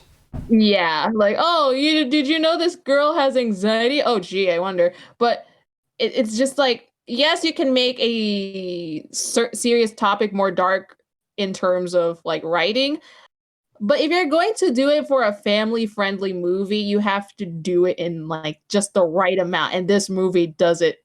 Put it in doses. Yeah, and also just her Mei Mei's personality, and like again, she's an extra kid, and I resonate with that heavy. I like, again, I'm a sucker for little shit characters. I also like fucking extra characters, the characters who do the fucking most for no reason in particular, just other than doing the most like to stand out and shit and make everyone look at you sideways. And I'm just like, yes, this movie, yes, thank you. Also, the sheer fact that they're using boy bands, I love how they're just like, you know that one time we used Backstreet. Yeah, you know what would be even funnier? What if we use NSYNC? Hell yeah. For the promotional purposes, we must use boy band songs. from Larger Than Life to It's Gonna Be Me. Literally, the worst part, these people are clever as fuck. Because again, her name is Mei Mei. It's gonna be May. Like, Pixar knew. They just fucking knew. they just like they were just like, you know that one pun? All right, let's do that. You know what I would love to see Pixar use if they were to make another trailer, or like if Turning Red is going to like rely their soundtrack on using the boy band songs from the early 2000s. I wouldn't mind if they try to work with 98 Degrees in that song "Give Me Just One Night." Yeah, this movie just makes me feel nostalgic for like a It does. It has a sense of nostalgia. A sense of nostalgia for me in terms of... Dude, this is nostalgia for all of us. I mean, we were all talking about the boy band names and how some of us hated it. Boy band names, the fucking tween magazines,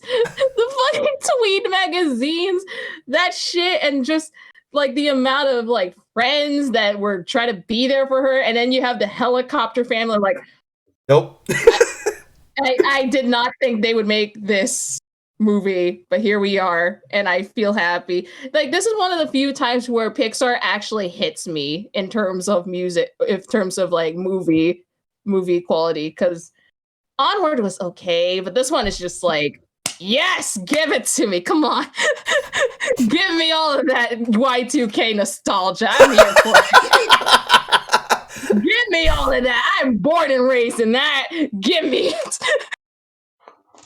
Honestly, like, I think it's hilarious now that it's appropriate that even Pixar would dare to use boy band songs in their trailers. If this was like the 2010s or in an earlier time period, people would just like raise their eyebrows and be like, are they trying to be like Shrek? And even that...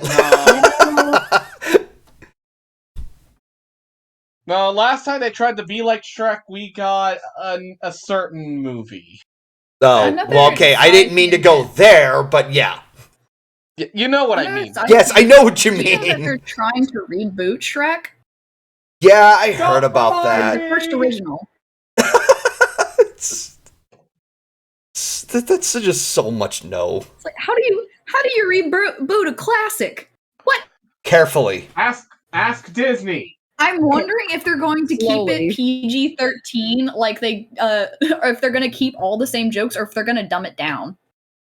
Oh, Probably They no. don't dumb it down. If they dumb it down, I'm going to rage. Oh my god, if it's gonna be R-rated, it might as well just be Shrek is Love, Shrek is Life. Oh, God. Oh. That is a mood. This is my swamp. And stay out. Yep. Alright, so anything else you have to share, Sleepy? Also, another little thing, because I am narcissistic and just flat out just self. Gee, I haven't noticed!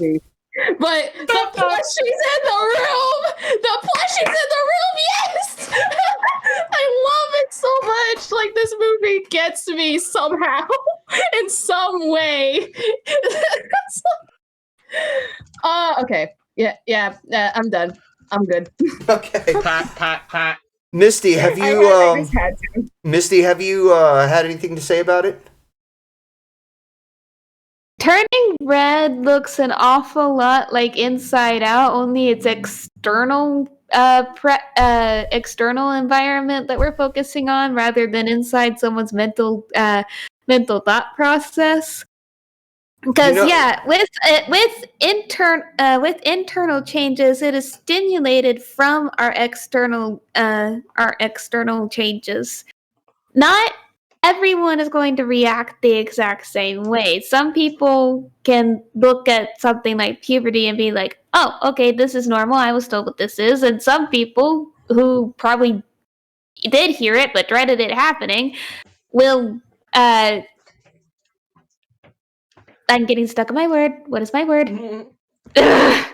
Will freak out because, oh my gosh, what is happening to my body? I do not sound the same. What are these things? They'll just start exploring. But for some people, it's really frightening. Like, for me, it was actually kind of frightening when I was going through that transition into puberty, and I am someone with social anxiety. I sometimes care about people's opinions too much, and if I have any reason to believe or fear that I made someone mad to the point they hate me, that would probably turn me into a red panda. So yeah, this trailer hits a lot of personal notes for me. I am looking forward to it. I'm just hoping it's not gonna be a copy-paste Inside Out, only we're seeing the external factor rather than the internal factor. I mean, if they're gonna tackle on the subject, they might as well embrace it. I just hope that, they just know how to do it correctly. Yeah, you need to treat this kind of that kind of thing with respect. It's all fun and games until it hurts somebody. Is the phrase. It's all fun and games until somebody gets hurt. Exactly. I kind of want to make a dark joke to this now. Considering how many times that this has been compared to Inside Out, how much are you willing to bet that both Maymay and Ryley are both going to gather together and just be like best buddies from like the two different movies that they were a part of? Now that makes me wonder what May's emotional brain looks like.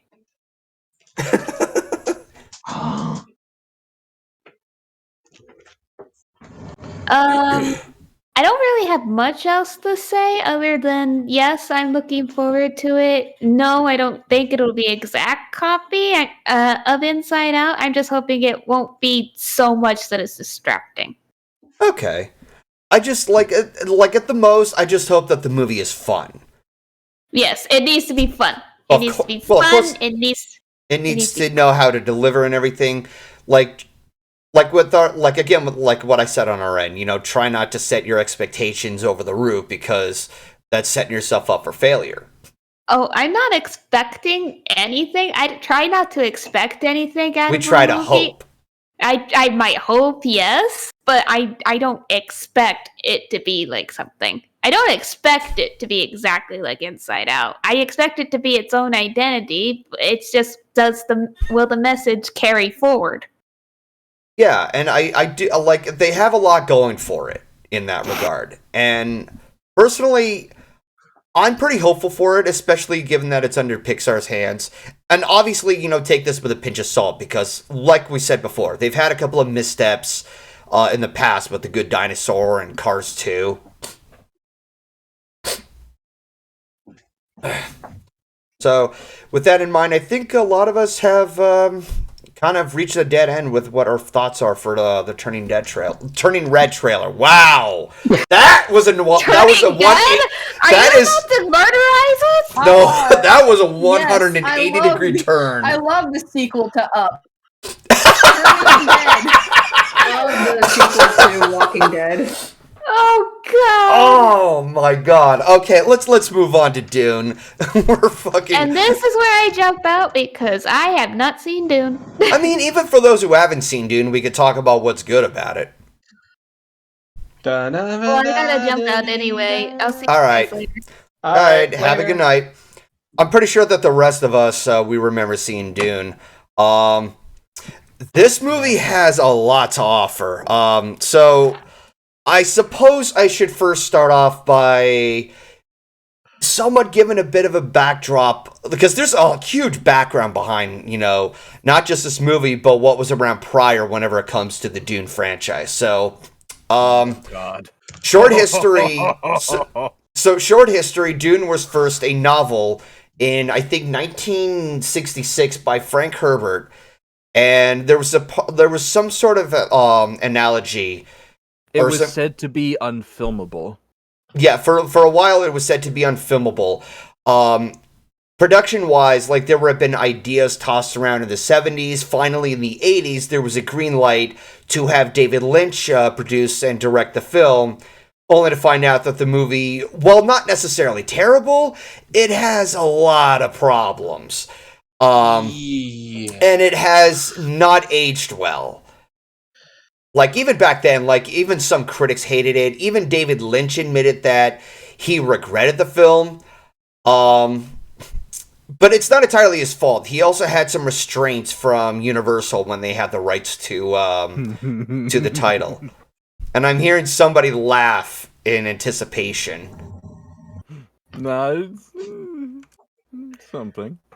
I mean, I personally can add that David Lynch himself, being the weird, bizarre man that he is, Yeah. reminder, folks, this is the same guy who directed fucking Twin Peaks, aka the show that went from, oh, it's a murder mystery, to there is a killer, there is a ghostly killer called Killer Bob.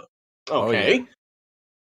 It's a very But- surreal show anyway, but back to the whole... Yeah, but the point is that when you know that you fuck up with David Lynch, you know you screwed up your big movie. In fact, I think the only reason people know much about it, or at least acknowledge its existence, is because A, David Lynch, B, Kyle MacLachlan, I think it was Kyle MacLachlan, who also played the main character in Twin Peaks, played the main character in this film, and 3, fucking Sting, as in Sting from the Police, wore a fucking weird-looking Speedo. Yeah, that is a mental Yeah. image that nobody will ever take Yeah. out of their head if they ever see that movie. But Because I totally want to imagine motherfucking Sting, who sang the song Message in a Bottle, in a blue Speedo. or Don't Stand So Close to Me. Yes. I will admit, though, he does look pretty ripped. Very much. That's the only thing I can give credit to. So with that in mind, again, I'm not saying that the movie in the 80s was terrible, but it was understandable as to why some people had trouble with it, why critics didn't like it, and why David Lynch himself even regretted it, that when there was an extended 3-hour cut, he preferred having his name replaced with Alan Smithy, which is a moniker to use to cover, names of, whatever works that they're not proud of. Yeah, basically if they're just in it for a paycheck or some shit, they'll just say Alan Smithy or something. Yeah, it sounds like it. I don't think he was allowed to do that, though. I think the studio told him, nope, you can't Alan Smithy it. Oh, good. Go fuck yourself. But yes, Blue Griffin, I remember that Patrick Stewart was in there. He was the trainer for Paul Atreides. But yeah, but despite the film's release and its difficult struggle of its reception, it did gain a cult following because there's some who have read the book, appreciated it. It had a couple of game spin-offs. My brother was a fan of Dune when he was a kid. He was a fan of the lore. He used to play a top-down strategy game, kind of like StarCraft, but it was Dune, and it was an online computer game. He would play that game like almost every other night. He loved it. So I do know that Dune has its following. When he was introducing me to the Dune movie, he had to pause frequently to elaborate a couple of things, because with with how exposition heavy it was, there's a good chance you're going to lose something. And that was the big issue with the movie, that they rushed through trying to explain so much detail that it's just like, you have a nice idea going for it, it was just bad in execution. And that's the big I'm trying to keep my train of thought back to the original.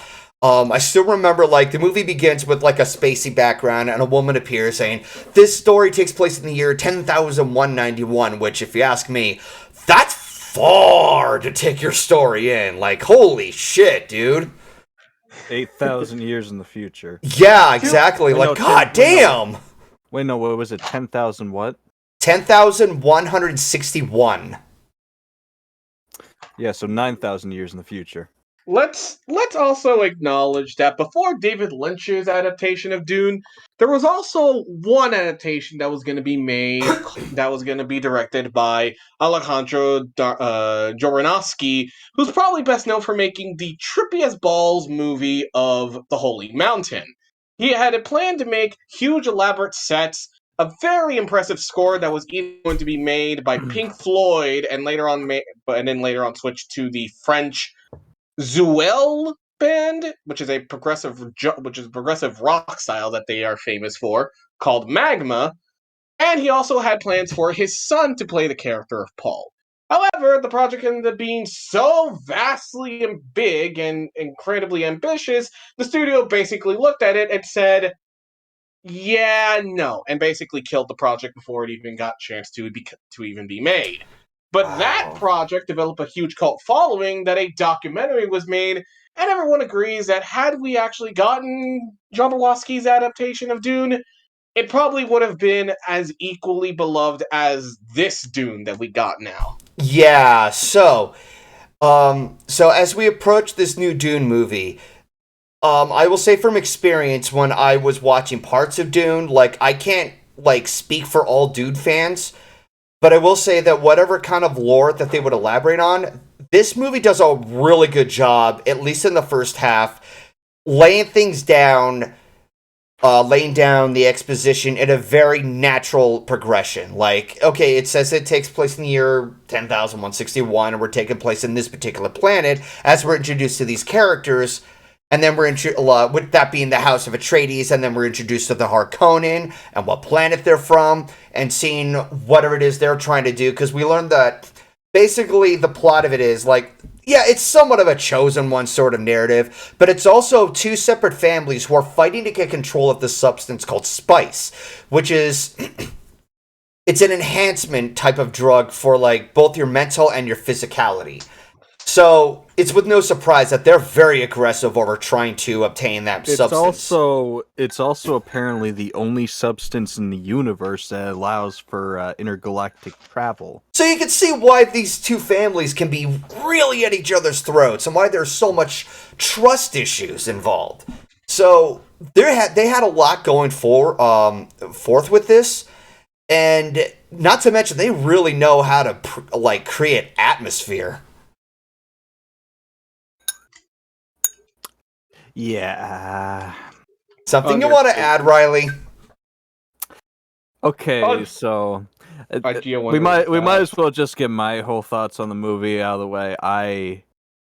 I barely retained any knowledge about this film after seeing it the night before. Like, the lore is so heavy. Maybe I wasn't in the right frame of mind watching it, but there's just so much. There's so much. The moments that stood out in my mind, though, were like the fucking worms, of course, because Flitter Chris has dubbed me the Worm Rider, and I'd gladly accept this title. And apparently that is a thing in Dune. Yee. And that fucking scene of the dad, naked as the day he was born, sitting at that dining room table, just across from that guy who looks like a giant fetus with testicular cancer.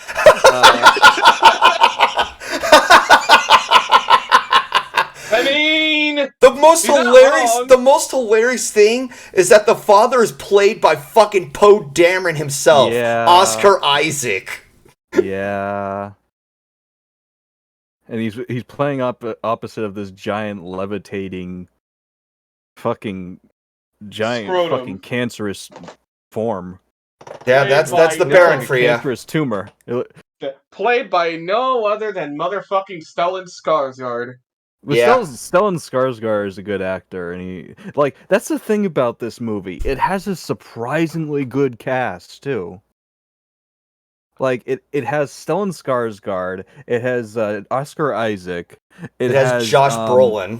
Josh Brolin, what's his name from Game of Thrones? Who's also Aquaman. Jason Momoa. Apparently, I don't really have much of an opinion on Zendaya, so I don't know what to say about her. What's his name from Guardians of the Galaxy? Not Chris Pratt. Chris Pratt. No, yeah, Chris Pratt now plays every character of the Guardians of the Galaxy. Apparently, Chris Pratt plays everything now. He played Mario, he plays Garfield, and now it's all meme that he's going to be playing everybody. Go on. I don't know. It's just I didn't retain much about. Maybe I just it wasn't in the frame of mind. It's just the atmosphere is so heavy, and I just didn't vibe with it. I guess, but maybe Dave Bautista. Yeah, I'm not sure how to that's all I really I had to watch the fucking honest trailers thing on this movie to even remember most of this shit. I mean, if you were I not to mention that this was at a time when, as we were all watching it together, we had we were in a bit of a hurry and you had to get some shut eye before going to work the next day. So yeah. I didn't think I think it's just a case that you watched it with not having the right mindset, which it sounds condescending to say. Dune Dune is one of those movies where you have to have so much time throughout the day to understand and it's kind of like this sounds like it's one of those cases with Lord of the Rings where they have a lore heavy scenario, except each of those movies are 3 hours and that has a lot of information. Yeah, apparently, yeah. If you're gonna marathon that shit, you better have nothing else to do that day. No work day. That'll be your day. You're watching the fucking extended editions of all the movies and shit. That's a day. And it's all gonna matter of how much your brain is able to digest all that shit. But yeah, but with the case of Dune, it's one of those type of movies that you have to admit there are some well done scenes or just well done moments that they have something going for it that you would probably want to watch it again. Oh yeah, like I'll probably watch it again at some point in the future, and it's gonna be interesting to see if they do a sequel to it. Also, of course, they're gonna do a follow up. I didn't really know much about the director, but apparently he was the same guy who like made that one thriller movie that ended with a giant spider in a room. I forgot what it's fucking called, but it started Jake Gyllenhaal. It starred Jake Gyllenhaal, and apparently had a lot, and I mean a lot of references to spiders, to the point where Jake Gyllenhaal's character was constantly seeing spiders, like literally giant fucking spiders, like you wouldn't believe it. Yeah. It was. So trying to pronounce the director's name, Denis Villeneuve. I think it's Villeneuve. Actually, Type it out. Hang on. Actually, it was called Enemy. The Spider movie was called Enemy. He also did the movie Prisoners, and he also did Sicario, which is that movie with Emily Blunt, aka Tempest Shadow, Benicio del Toro, and Josh Brolin, and he also did Arrival and Blade Runner 2020. Wait, he did Arrival too? Damn, this guy's got a good track record. Yeah, so I think this was laid in better hands in terms of handling the material here. Nothing against David Lynch, but like... Oh no, David Lynch even admits the mistakes he made with the original Dune. Yeah, and David Lynch is an amazing director. I'm gonna be blunt. I'd suck his dick. The man knows how to make amazing movies. Yes, very blunt, Bat. That's Very quite blunt. the mood there. Jesus. The man did fucking Twin Peaks. He also did The Elephant Man, and he also did Inland Empire, and God knows any other surreal, trippy movie. I can't help but love the guy. But even I can acknowledge that, yeah, he definitely screwed up on Dune, but it wasn't really his fault. It's not. It's Universal in their interference. Yeah. See, studios, this is what happens when you interfere with people. The only time that is ever acceptable to interfere with something is if there's something that is way too inappropriate. Case in point, 2017's It. To be fair, I don't think even the director of 2017's It was gonna do that infamous scene. I mean, nobody would. Yeah, nobody wants to do that. Even Stephen King has regretted making that scene in the book. He's gone back and said, "Yeah, that was yeah, no, I did a bad Stephen King." Yeah. Like, Stevie, I know you were high on cocaine at the time, but come the fuck on. Yeah, he was doing a lot of shit back then. Yeah. There is something to be said for some interference, because sometimes a director can go too far. Case in point, what was his name? Tim Burton in Batman Forever. Oh dear. No, it wasn't Batman Forever. No, that was directed by Joel Schumacher. Tim Burton took on Batman and Batman Returns. Batman Returns, yeah, Batman Returns was kind of... That movie was just fucking weird. They let Burton have way too much creative control in that movie. I mean, to be fair, it kind of sucks that because of the fact that he was forced to be let go, we ended up getting the more underwhelming. Yeah, the more neon-colored Batman movies like Forever and Batman and Robin. Yeah. I liked those films as a kid. I mean, Batman and Robin, yeah, say as much as you want. I'm not going to hold it against it. The movie is garbage, but even the team behind the production of that one regretted it. Chris O'Donnell said that when he compared his experience of filming for Batman Forever and Batman and Robin, he stated when I was doing my acting for Batman Forever, we were doing a Batman movie. When we were doing Batman and Robin, we were acting like we were at a Toys R Us ad. I mean, I think the big problem was that, and this is something that I ended up reading about, the reason that movie looked the way it did was because it was, once again, the studio butting in and ruining everything. Joel Schumacher was so frustrated with the studio constantly barging in and changing everything. I think it was also DC's fault.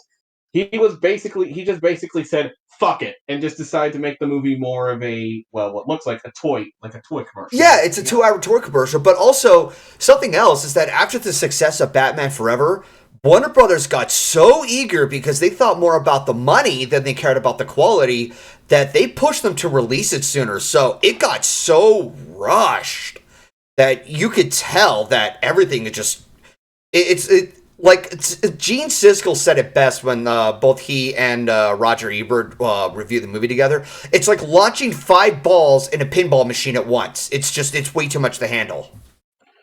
Yeah. So back to Dune. We should probably, I was gonna. I was gonna say, like, back to Dune. So the thing that worked with Dune is that they have the way the movie gave out its exposition is that it gave out in doses at each step of the way, so that way the audience would have time to process, digest, and understand. But the scenes that always come out to me the most is, like, where do I even start? Like, first of which, I love that they had their own particular ships that are their own choppers that are like dragonflies. They have wings that just move around up and down in 2 different directions to levitate and move itself around. Like, that is a cool, bizarre concept. And how it, like, goes to make it dive and everything.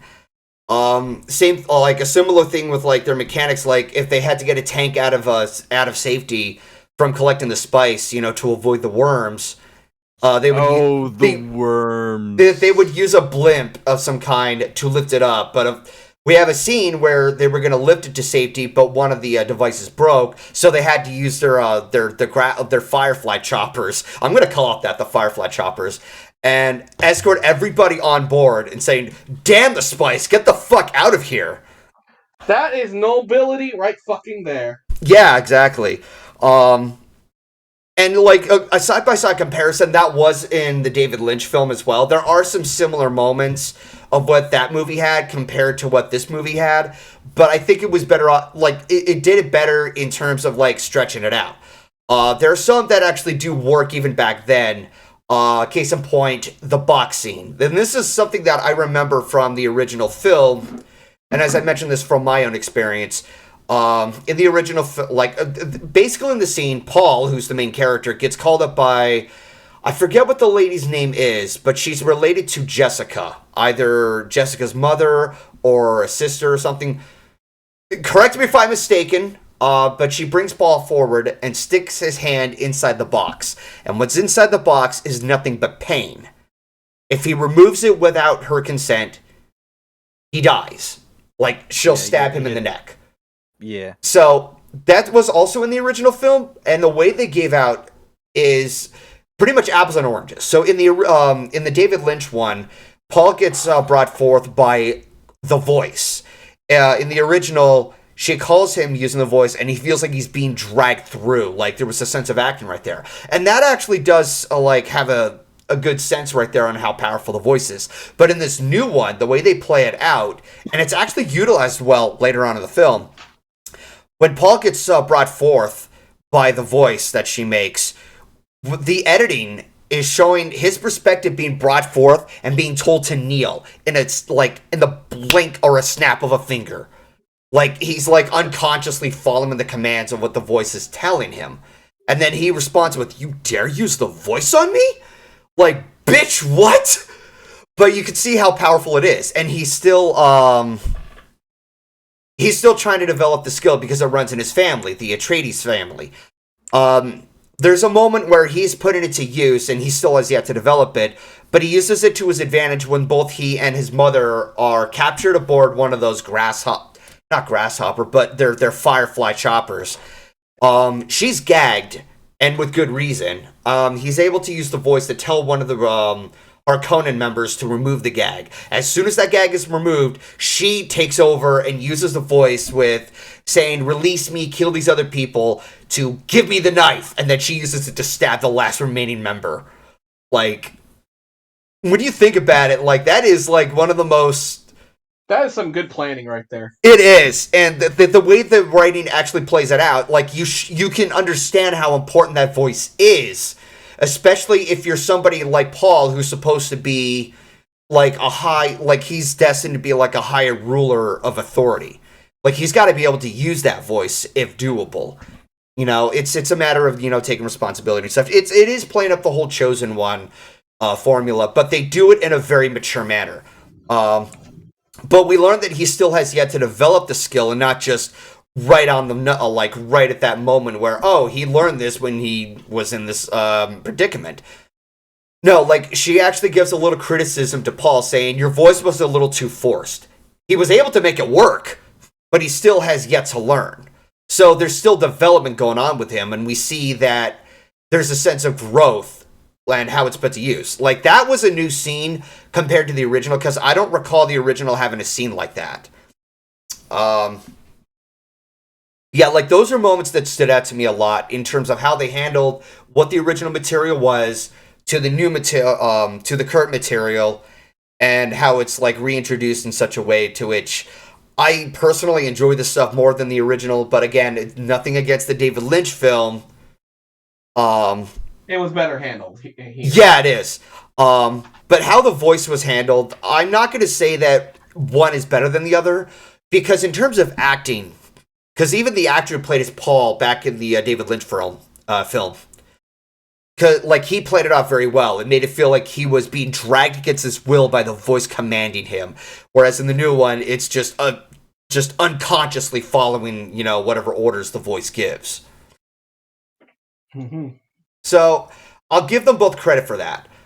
But in overall, I enjoyed this movie a lot more than the original. Like, I would have to watch it again for anything I missed, but it definitely left a good impression so far. So, Ryley and I have said a lot about this movie. Who would like to deliver their thoughts? I can do it. Go ahead. So, pretty much the thing about Dune that I will admit is that yes, the lore is definitely heavy, thick. Especially considering very thick and heavy. Extra thick. Which again shouldn't be a problem because I do love the Lord of the Rings trilogy. I used to be a big fan of Doctor Who. Don't ask, it was it was the 13th Doctor era.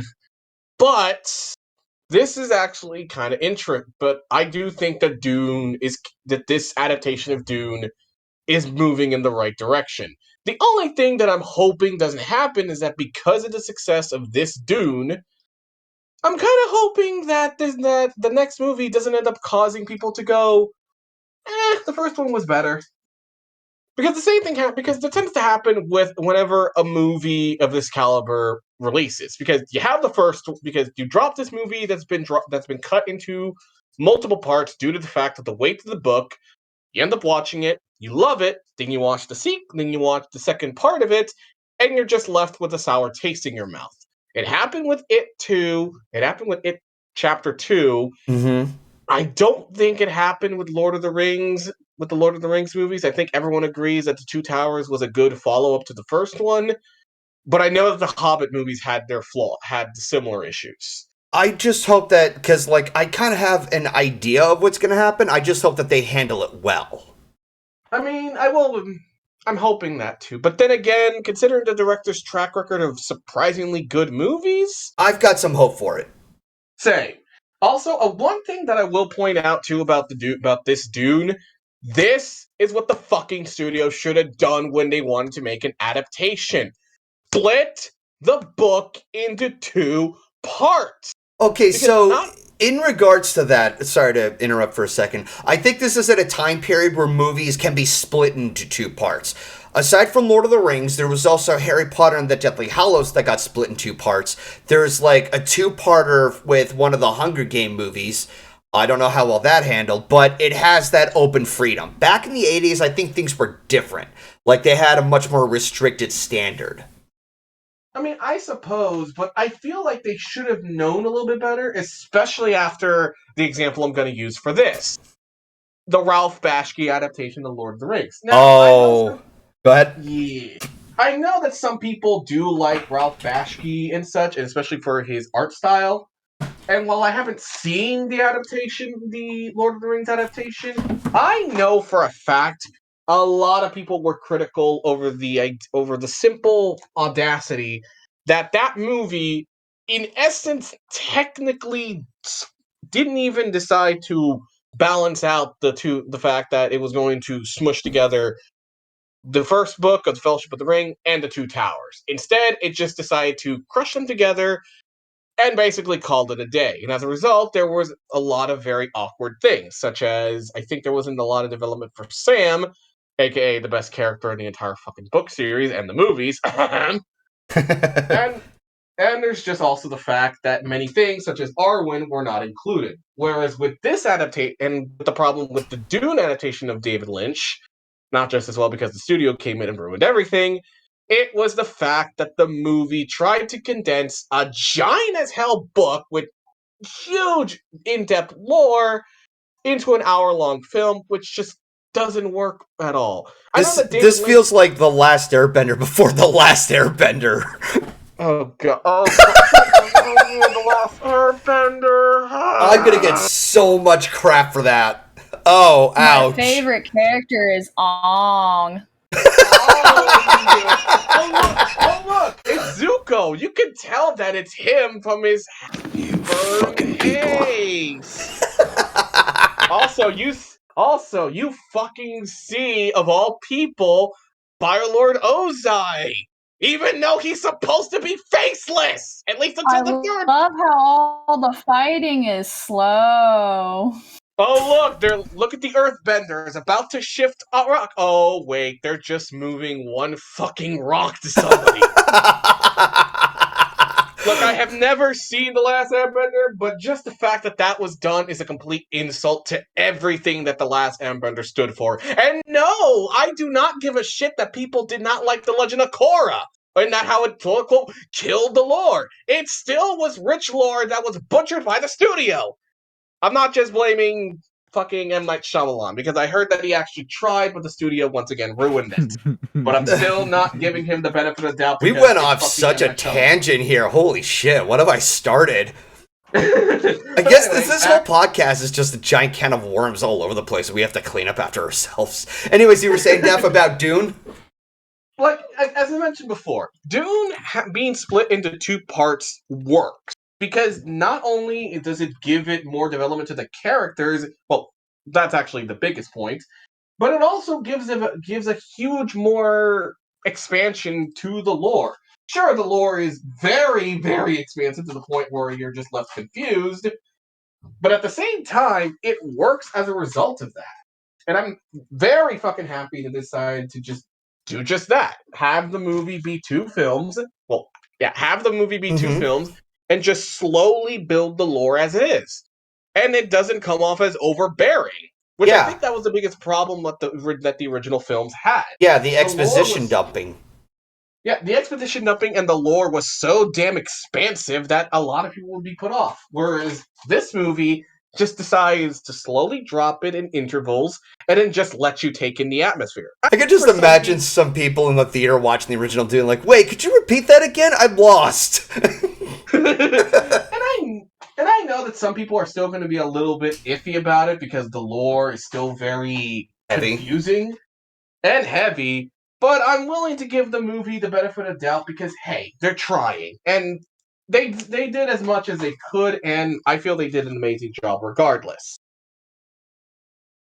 Yeah. So yeah, that's my 2 cents on the new Dune movie. Okay, so Panda and Sleepy, you guys are the ones remaining. Any insight you two want to share?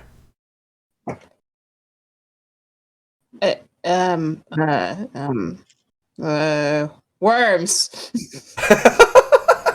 I think they just cared about the worms. I've not seen the movie, No, so I'll be real nor with do I you. know about the franchise. Wait, I thought you No, were. I'm Wait, gonna I be real. thought you saw it with us. Did you fall asleep?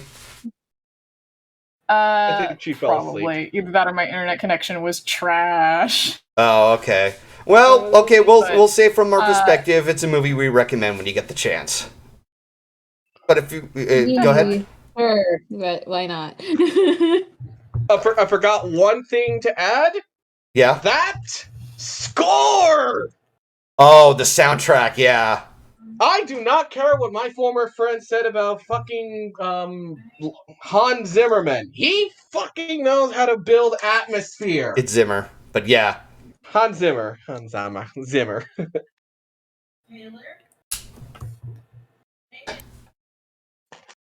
I'm hearing voices. The spice must flow. Very kinky way to say it, but okay. That's one of the main taglines of Dune. I know, but Jesus He Christ! has a weird habit of like this is coming from me. He has a weird habit of basically turning anything that anyone would say, even as so much so as breathing, either like kinky or something that's like very like orgasm or some shit. Like a good example. GoldenFox breathes, death, orgasm.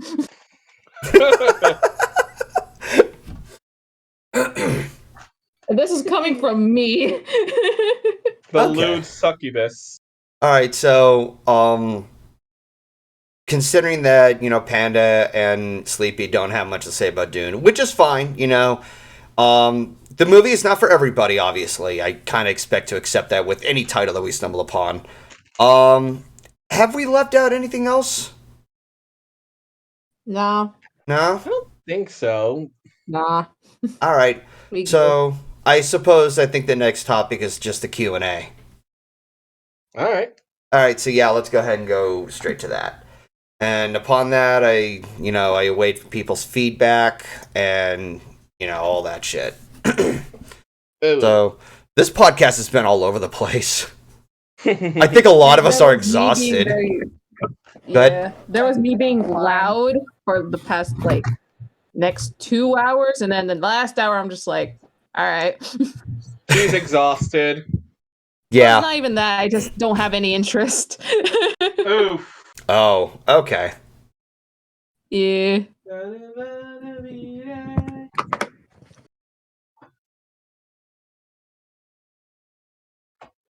That makes it larger than life. Bow, bow, bow. Bow, bow, bow, bow. I will say I'm not excited for the Clifford movie coming out, only for the sheer fact of I saw what the puppet looks like, and I'm scared. I've heard some. GI puppet haunts my dreams. I still maintain that the Clifford live action model is my sleep paralysis demon.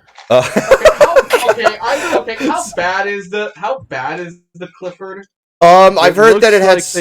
It looks like they just covered over a dog in Photoshop and filtered it red. That's what it looks like. That's what it sounds like. So we have our first question from Nickel. What are your thoughts on the recent Spider-Man trailer movie? I haven't been up to date with the Marvel Universe.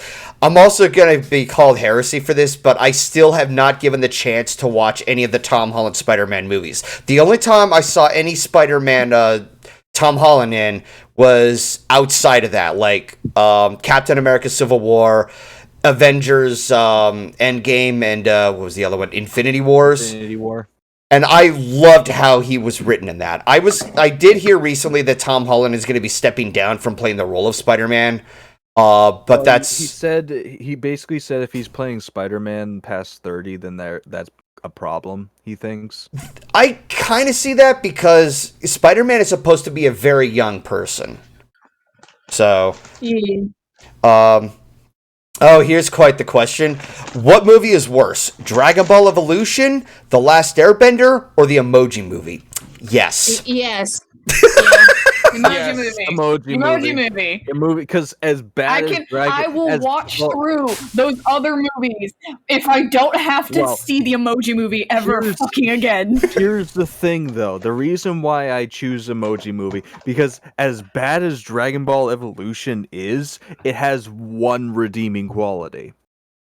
It's the reason why we got Dragon Ball Super. Dragon Ball Super? Which is the continuation of Dragon Ball. Yeah, that takes place after Z. Canonically. Canonically, which means because Akira Toriyama was like kind of like, well, I wouldn't say pissed, but upset about the American adaptation of the film, and decided he wanted to make more Dragon Ball. You know, Again. just to add on a bit of 2 cents, I've been hearing recently that there's going to be a live-action series of The Last Airbender. I hope, like, it's going to be on Netflix, so I'm much more hopeful in that regard, but what? What? Apparently, at one point, the original creators of Avatar were working on the series, but And they they parted ways over creative differences.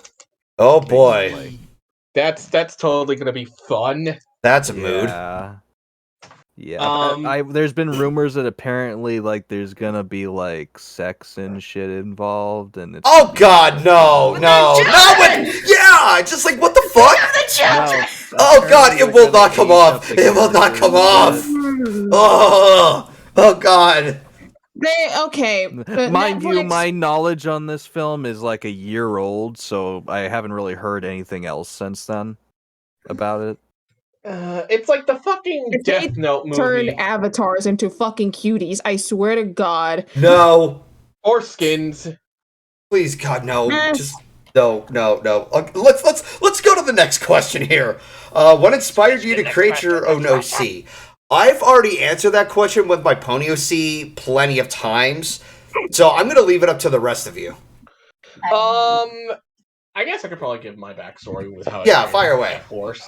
So basically, the original idea I had for Deafhorse was that he was just going to be a normal unicorn, and that was it. Because I like the idea of a character controlling magic. However, and this is basically a little backstory that kind of led to the character becoming what he is. I eventually when I started playing Ponytown with some friends, they told me, hey, they added the feature for bat wings. I also had a bit of a soft spot for bat creatures, in particular bat ponies in the show, especially the obsession people have with Echo the bat pony. So I decided to give Who? Death bat wings. Echo the bat pony. Who's that? She was a fan character created on, again, 4chan that basically was a cute, adorable bat pony character, and people started to use her after that. Oh, that reminds me. Reminder: the 4th generation of bronies was started on 4chan. That's always a nice fact. I like that. But anyway, I started to play around with Death as a bat pony in Ponytown, but then I forgot the fact that I left his horn on, so it kind of made him look like an alicorn. Now, if there's one thing that you know about the fandom, they have a big hatred towards alicorn OCs because, Mary Sue, overpowered character, blah blah blah, yada yada. And so I pointed this out and said I was going to probably change Death just to remove his horn. This guy, which by the way was Logic, he flat out just said, just don't give a shit what people think. That was enough, literally, not even kidding, that was enough for me to just go, fuck it, I'll just make up a backstory, idea as to why Death is, looks like that. He got bit by something, and the venom turned him into a bat. No, No, go ahead. No. I'm not going to give much of Death's backstory away, mainly because I kind of want to keep it private until I do more explanation for it. But to basically give the logical reason as to why Death is a bat corn, which is what I call him, because bat pony unicorn, I don't like calling him alicorn, because fuck that.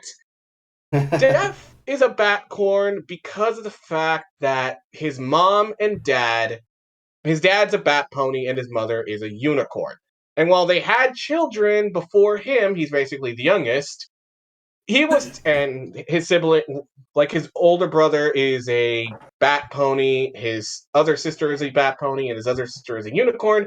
He was, as he himself has said, it is basically the 1 in a million chance that ended up being a combination of the two. Which Got is why the best he's a bat genes. corn. Well, here's the thing about the whole like alicorn debate and shit. Mhm. Here, like making an alicorn OC is fine. It's just a lot of the time you have these edgy self-insert fans who try to be like, my character is an alicorn. He's the most powerful alicorn that was actually hidden away in the secret sister of this The character. edgelord wannabes, yeah. And everyone loves them, and he's loved by this, and these main characters are in love with him, and he's amazing. that kind of Yeah, stuff. no, I don't do that with Def. Def's like, despite the fact that Def is a bat corn, he's not. He doesn't really. He's more or less very average with his magic. At best, the only thing he does with it is just levitation, and that's it. I could just imagine at one point that if somebody's ever pissing him off, he could just use his horn and just stab him like, fuck you! I mean, his horn is kind of bladed like an Umbra horn, like King Sombra's like horn, so... Yeah. Yeah. Enough, someone did at one point think that Def was an Umbra. I'm like, kind of hold me back, because I may do some sort of tinkering to his backstory, even though I like it the way it is. But, yeah, that's basically why Def is a Batcorn character. My... Mm-hmm. Go ahead, Ryley. Let's see. I'm trying to think. Should I reveal too much or not? Anyway, well, like my OC is basically me transported to Equestria and just causing chaos and shit. Just doing whatever the fuck I want, cause fuck you, I have magic. I remember that. The thing that always sticks out the most is the freaking hat with the horn just like torn through it. Yes. I mean, how else was I gonna have the hat and the horn together? And apparently, if you take it off, it just comes back. Oh yeah, it's canonic that if you try and take off the hat from my head, another one just magically mysteriously appears. It's a magic hat. Horrible. You could just keep going all day, and they would just keep being replaced. That's adorable. Aww. Also, for some reason, my OC started getting smaller and smaller because, Unintentionally. yeah, because Blissey would always like scale me smaller than everybody else's OCs and like the big pictures and shit. So everybody started thinking my OC was smaller than it was when he was really about average height. But now he's like, He's like, God damn it, Bliss. I kind of made that a running joke too, which is why in some of the videos I would put Ryley in, you would actually see him being shorter than Def and shorter than motherfucking Sleepy Charm. yeah. Even though I think I remember showing that you in not real life. Yeah. The funny thing is that in real life you're fucking tall, like you're taller than me. Yeah. Well, I'm 6 feet. Yeah, that's taller. I'm 6 foot. I'm 5'10". Yeah. Oh lord, I'm 5'2", so he's basically overpowering me. Well, I mean, that video I saw you in on Twitter, I could just throw you like a weapon. No! Oh God. Wait. I mean, he does have, quite the spear of a head, a horn. Oh no, Galaxy's attacking me at BabsCon. Oh, hey, Def. Yeet!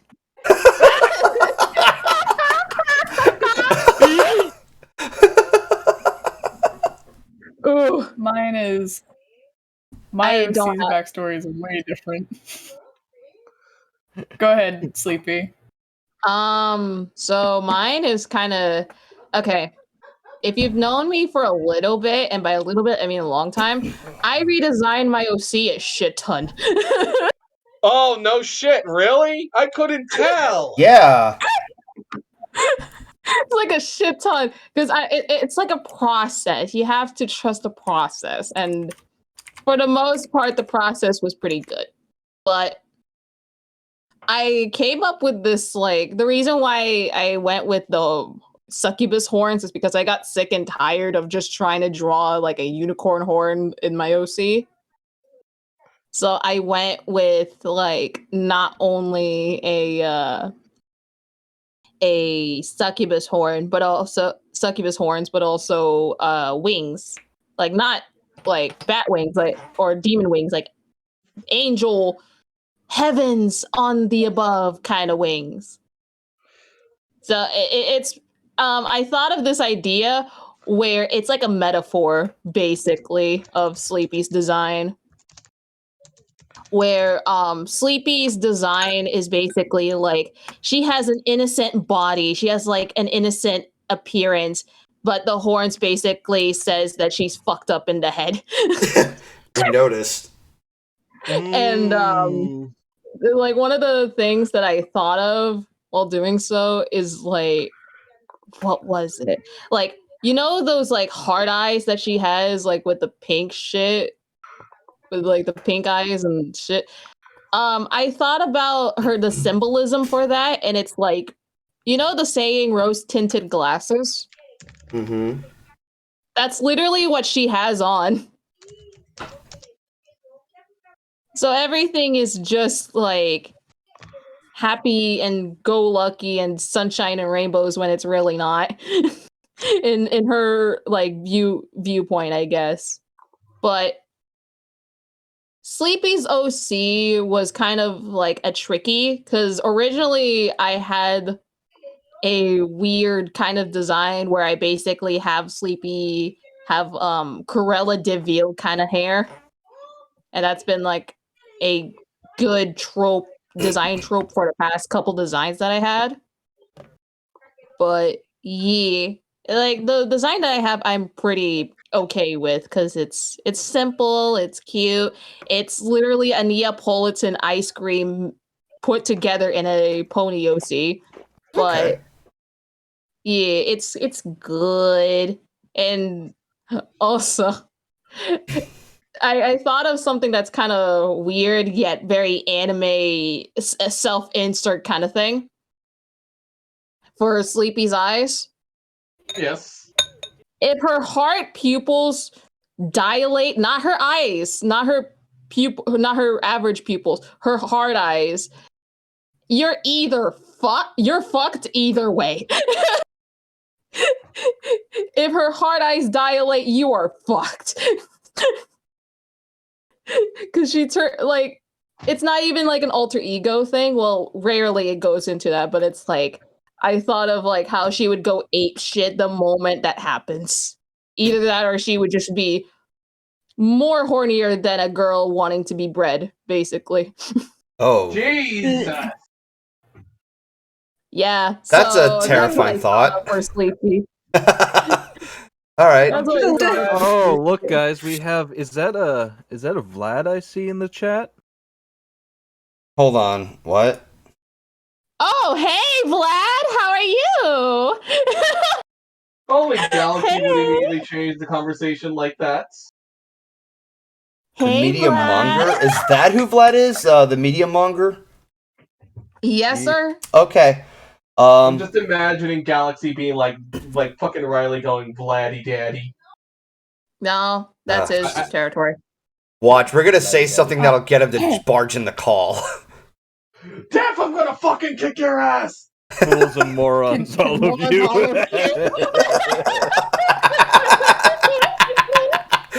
All right, so who hasn't shared their insight on how they developed their OC? Me. All right, go ahead. I think I've said it before. It's kind of dumb in my mind because it really is. Alright, so the basic story of how I came up with Pickles is Pickles was a stuffed animal I had as a kid that I named. It was a panda stuffed animal that was slightly deformed on the tail that I named Pickles. Oh, hey, Vladdy Daddy. You say that while you've been periodically cutting out of the call. Def, I'm gonna fucking kick your ass. All right, that's my contribution. Into the door. I'm here to kick your ass, motherfucker. You were saying, Panda? It was a stuffed animal I had as a kid growing up that I named Pickles. It was a tiny panda. It had a little bow on it. Aww. And it had a deformed tail, so the tail was like a little bigger and kind of flopped on one side. And its name was Pickles because when I was a kid, I was obsessed with pickles. I loved eating pickles, and it got so bad because I carried the stuffed animal everywhere with me that the thing started smelling like pickles. Like pickles too. So this sounds like a Winnie the Pooh sort of story, so, but with pickles. Kinda. It's how I created Pickles. Now, Pickles' story changed like here and there, but eventually I kinda landed on, this is gonna sound really bad, especially in the equestrian in My Little Pony. Followed on the goo slime alien, except for it's not just a goo slime alien, it is a parasitic goo slime alien. The species that Pickles resides in is a species that basically is known to destroy planets. It will continue to grow and eat because that is the only thing that its species knows, is to just eat and form into whatever it eats to eat more until the planet is destroyed and crumbles, and then it just goes off to the next planet. Basically by the planet crumbling on itself and then just kind of flying in space for a little bit. It can get so small to be a water bear and so big to be a Tarrasque. If you don't know what that is, haha, D&D. Look it up. But yeah, Pickles is just a sentient one of those creatures. It's gooey. It's an alien. It is not a pony. To be a pony, it would either need a spell or it would need to eat a pony, and that's a completely different creepypasta. Pickles. I just thought of something. Yeah. So Panda is basically a ditto. Yeah, that's the joke that I get a lot. I was gonna say that it's except like, for to normally get their ditto powers, they would have to continuously eat. I was gonna say to an extent like a mixture of Ditto with Kirby, because Kirby is a very, very destructive little pink ball. What do you think about it? Very destructive for someone that looks like if someone were to do MS Paint as character design. Okay then. Yeah. But yeah, that's the story of Pickles. Pickles is a little monster or alien.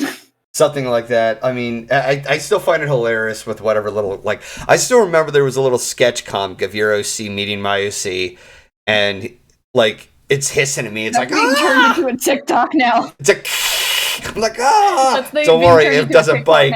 Yes, it does! That's being turned into a TikTok now because Brogar found the audio for me, and now I'm just going to turn it into a TikTok. Oh, God. All right, I so might finish the comic as well, but I would love to see that. Look out for that. So, question from G Nickel. Favorite announcement from the last Friday on Disney Plus Day? I don't know what announcements were out. I don't know if any of you know about it yet. Nope. Okay, hold on. I think I remember there's this conference. Hold on, let me see if I can find it. I don't remember half of it. I'm gonna be real with you. Well, I don't know anything, so let me try to find. I think one of the ones that I talked about, or one of the ones that they mentioned. Okay, I don't know why Harry Styles is arrows, but okay. The one that I showed to Golden was the Tiana one, and they basically showed like concept art for it. Yeah, I saw that. I'm like, cool. I'm down with that. I'm glad that the Princess and the Frog is getting a little bit more love because yeah, some dickbag was like, "Hey, you know what would be funny?" Yeah, no, that I'm trying not to go off of that tangent again, but no, the Princess and the Frog. I'm one of those people who think that The Princess and the Frog was a fantastic movie that taught a lesson about, when it comes to having dreams, it comes hard work. But there's also an important thing of what's, a priority with your family and everything. And they juggled a lot of that very well. Go ahead.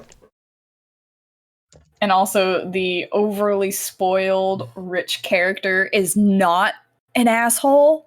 Yeah, no, she was She's hilarious. Actually a likable person and is friends with the person that's working hard. Yeah, and appreciates her. Yeah, like She's she my actually, favorite character. she actually helped Tiana to get the diner restaurant that she wanted to bring to life before somebody outbid her. Can we also acknowledge the fact that when she immediately learns what Tiana went through with the whole curse thing, she was immediately determined to pretty much help her. Yeah, she wasn't being a crybaby about it. Like, forget me marrying Naveen. Let me help. And at the same time, I like that Prince Naveen was learning to, he's been put into this direction because he got cut out from his family for being too complacent, and that he's got to learn to take care of himself. And I love that one scene where he's brought forth by Tiana to like cut like a mushroom or something, and she helps like assist him, and he explains his own backstory. Like he explains his side of the story of where he comes from in that regard, and seeing how those two have something they connect with. But thematically, it shows that, you know, again, working, like, you have to work hard for things. You have to contribute to society. Like, even if you're part of, you know, a rich family. Sorry. No, that's good. That's good. So, the next question. What movie or TV scene made you cry? Okay. I've got a handful of moments in movies that made me cry. Some are obvious, some are kind of unexpected. Mufasa's death was hard to watch, because it's a dead body that Simba didn't see coming. Littlefoot's mother! Yeah. That was a kick in the balls. I think one scene, you know, sad scene that still clings to me, and this is a spoiler because this happens at the end of the movie, and I hope I don't make people sad by mentioning this name. Might as well. The ending to Bicentennial Man.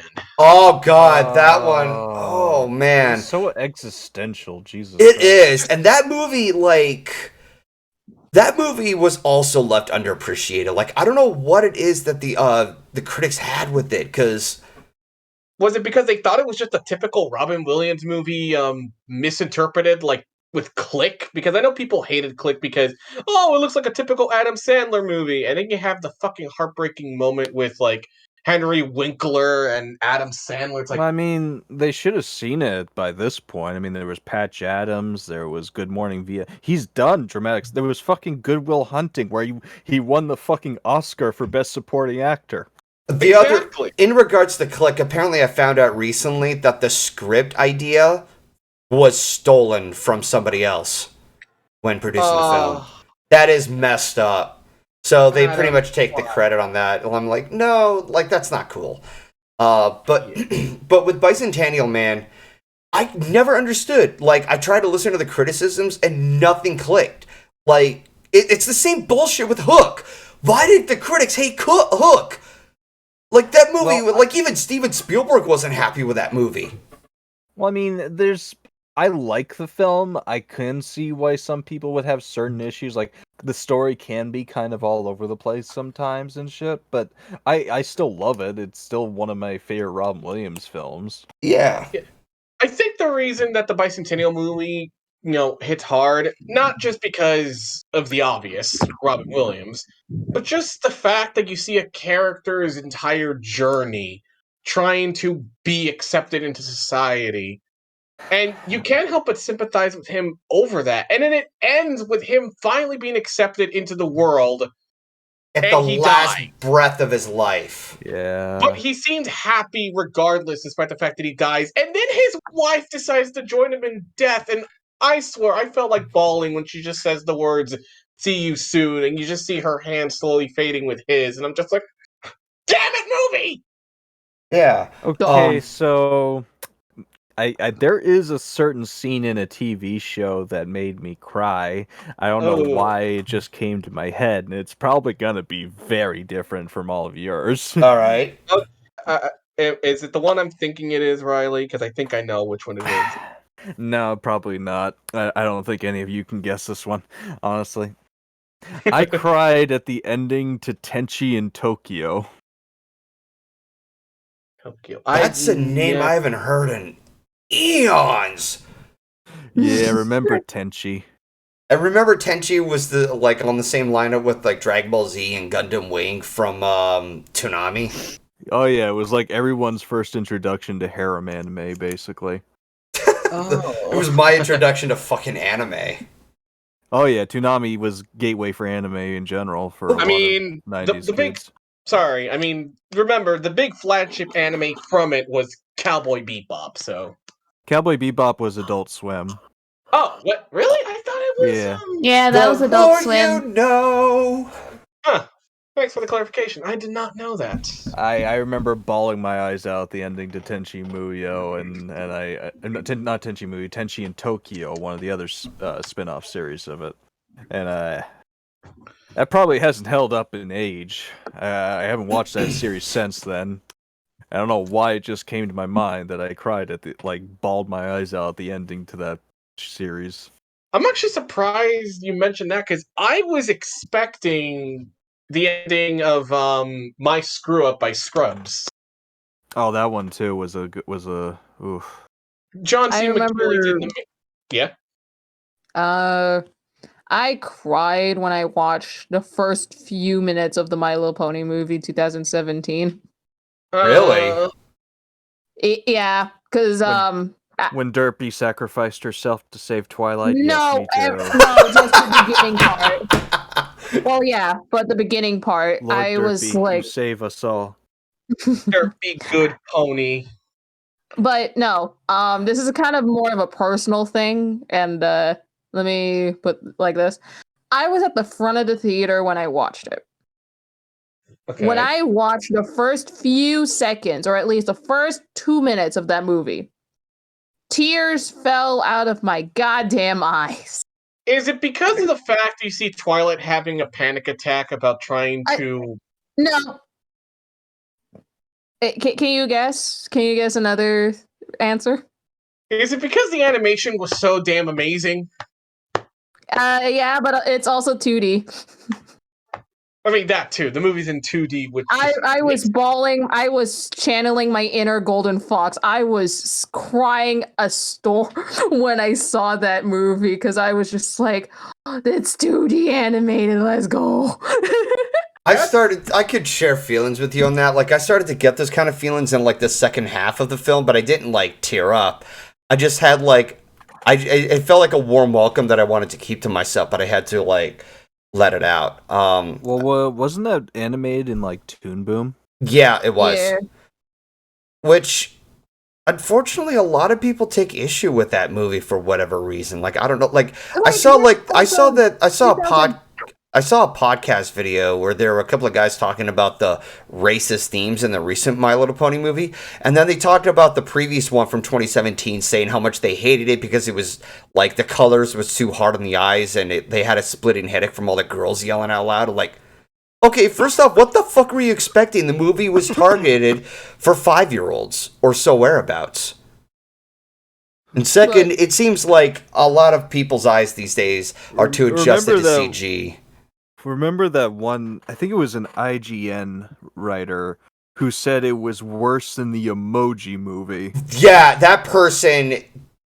No, objectively Clockwork wrong. Orange, that motherfucker. Objectively wrong. No movie is worse than the Emoji Movie.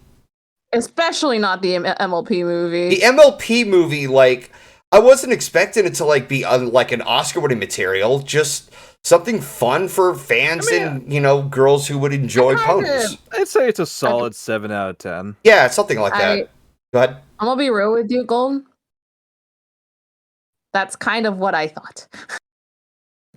And then when I look at the Rotten Tomatoes score, I couldn't be any more depressed. No, like somebody... There was a review... Go ahead. Compared to the MLP movie 2021, that couldn't make me any more depressed. Because yes, the 2021 movie, good, really good, but the sheer fact that the MLP movie, which was in 2017, had lower ratings than that one, that broke my fucking heart. What also broke my heart was, okay, aside from, people saying that, oh, the animation is just like, it's too hard on the eyes because there's too much color. Somebody actually stated it looks like Saturday morning hogwash. Like, is this how people perceive 2D animation now in terms of cinema? Like, what? Yeah. This is how degrading society's become now. Like, we finally, like, 2D animation goes to have another shot, only to get shot down, which, it sucks. Yeah, and the worst part about it, too, is, like, while, yes, I can agree, the MLP 2021 movie isn't any better in terms of colors. Like that shit is saturated. Like if you put the saturation on fucking blast, it wouldn't be any different. Something that actually did irritate me a lot. I think the Cinema Sob said this. Apparently, he thinks that both the 2017 movie and the 1986 movie are the same. No, they're not. No. First of all, Lickety Split is a fucking brat. She got awarded that fucking rainbow for no apparent reason because she was a brat. Whereas Twilight is trying to ensure the safety of everybody, that she'll even, like, commit a sin of trying to steal a fucking pearl. Yeah. The pearl that transforms all the hippogriffs and everything. Like, she's trying to, like, make the world a better place. Not this fucking scrawny little fuck. This little brat who I just wanted to strangle goes running away because nobody likes me. Not to mention that movie had the schmooze. Did the 2017 movie have the schmooze? No. Nope. They are nothing alike. Yeah, I mean, if you're talking about the 2021 movie, yeah, I can completely understand. I mean, for fuck's sake, they referenced the fucking movies. But the 2017 is, if anything, its own fucking identity. That bitch is like her own fucking girl. She has her own Grammy and everything. She doesn't, but you see where I'm going with this, right? Yeah. Like she's her own thing. And then y'all are saying like, oh, it's worse than the Emoji Movie, or oh, it's like more saturated and all. Y'all, No. electric chair, but also you need to Clockwork Orange, whatever the hell with your eyes in terms of watching that movie, because like. I don't know what shrooms you're on that are not Ryley's, but it's certainly not good for you. Damn. I like the thing about this is just like if y'all are gonna say that the MLP movies 2021 is saturated, I can completely understand. Like the colors are, in terms of CG too, the colors are very saturated. But MLP's is just fine. It's vibrant, but it's not too like degrading in terms of color. I don't get it why they hated this movie. It's just Because in the hate, that's why. Yeah. Also, another movie I kind of want to mention too that really gets to me, in particular the ending. I don't know if anyone's familiar with this movie. It's called It's Such a Beautiful Day. It was directed by Don Hertzfeldt. He was the guy that did the famous Rejected short, aka the one that features the character who screams, "My anus is bleeding!" Yeah, that animation. He made he technically, in essence, made a movie about a character named Bill who later on learns he has a brain tumor that's slowly changing the perception of his realities around him. But the movie's structure is focusing more on the existential mental state of the main character and how it slowly deteriorates.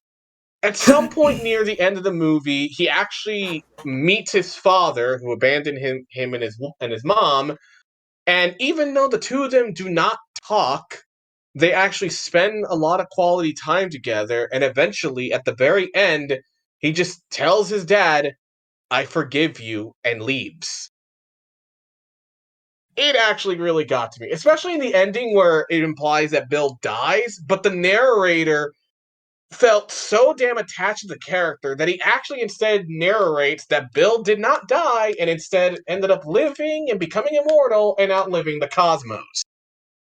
That alone is actually really fucking emotional when you really get down to it. Especially when you watch the whole the whole context of the character and the slow deterioration and the struggling of a mental condition that anybody can relate to, especially when it's implied to be hereditary.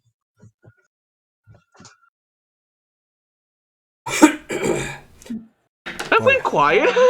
No, it's fine. Yeah.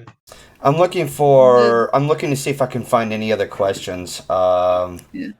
The one movie that got me to every time I'm gonna go, because I cry like a lot. I'm a kiss baby when it comes to babies Aww. that are emotional.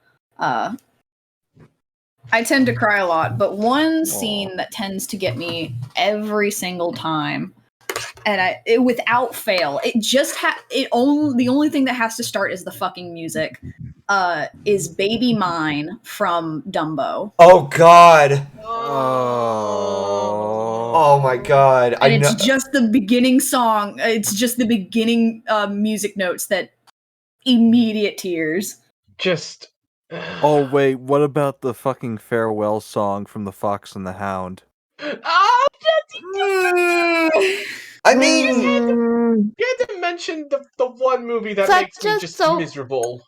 I feel like such a soulless bitch. I don't cry at those scenes. I feel the emotions, but I don't cry. It's okay. Misty, me. Fine, you don't have to.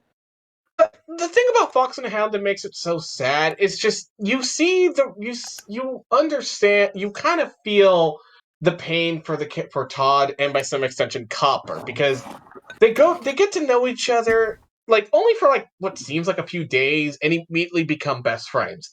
And then you have everyone just telling them, "Oh, you two can't be friends because of your nature." And then eventually Copper leaves to go hunting. He's now a big dog. Todd's now like much older. And then there's the moment where Todd's like, we're still friends, right? And Copper's reaction is just, Todd, those days are over. I'm a hunting dog now. Like, oh. yikes. And then the scene where the two of them actually start to fight, and you're like, these two used to be best friends. I can't even watch that scene alone because I just cringe at it, thinking, oh God, these two started off being adorable puppies. It hurt. Yeah, no, it really hurts. I've already like briefly mentioned this before, but it still gets to me. The scene in The Land Before Time, Littlefoot's mother. Like I know exactly what you're talking the about. tone. Yeah, go ahead, Ryley. The scene afterwards is what gets me when he meets that older dinosaur. That's the one that gets me the most. The scene, and this may be a bit off, considering, and it only makes more sense, especially considering that they cut out a bunch because it was a really sad scene. But like, yes, the mother scene dying is great, but the scene that got me to shed a tear, like the most, the one that made me kind of sit down and be like, was the scene where Sarah like throws a tantrum, basically like completely throws a tantrum and is so adamant that she must go this way, that it's her way or the highway, and her friends leave her.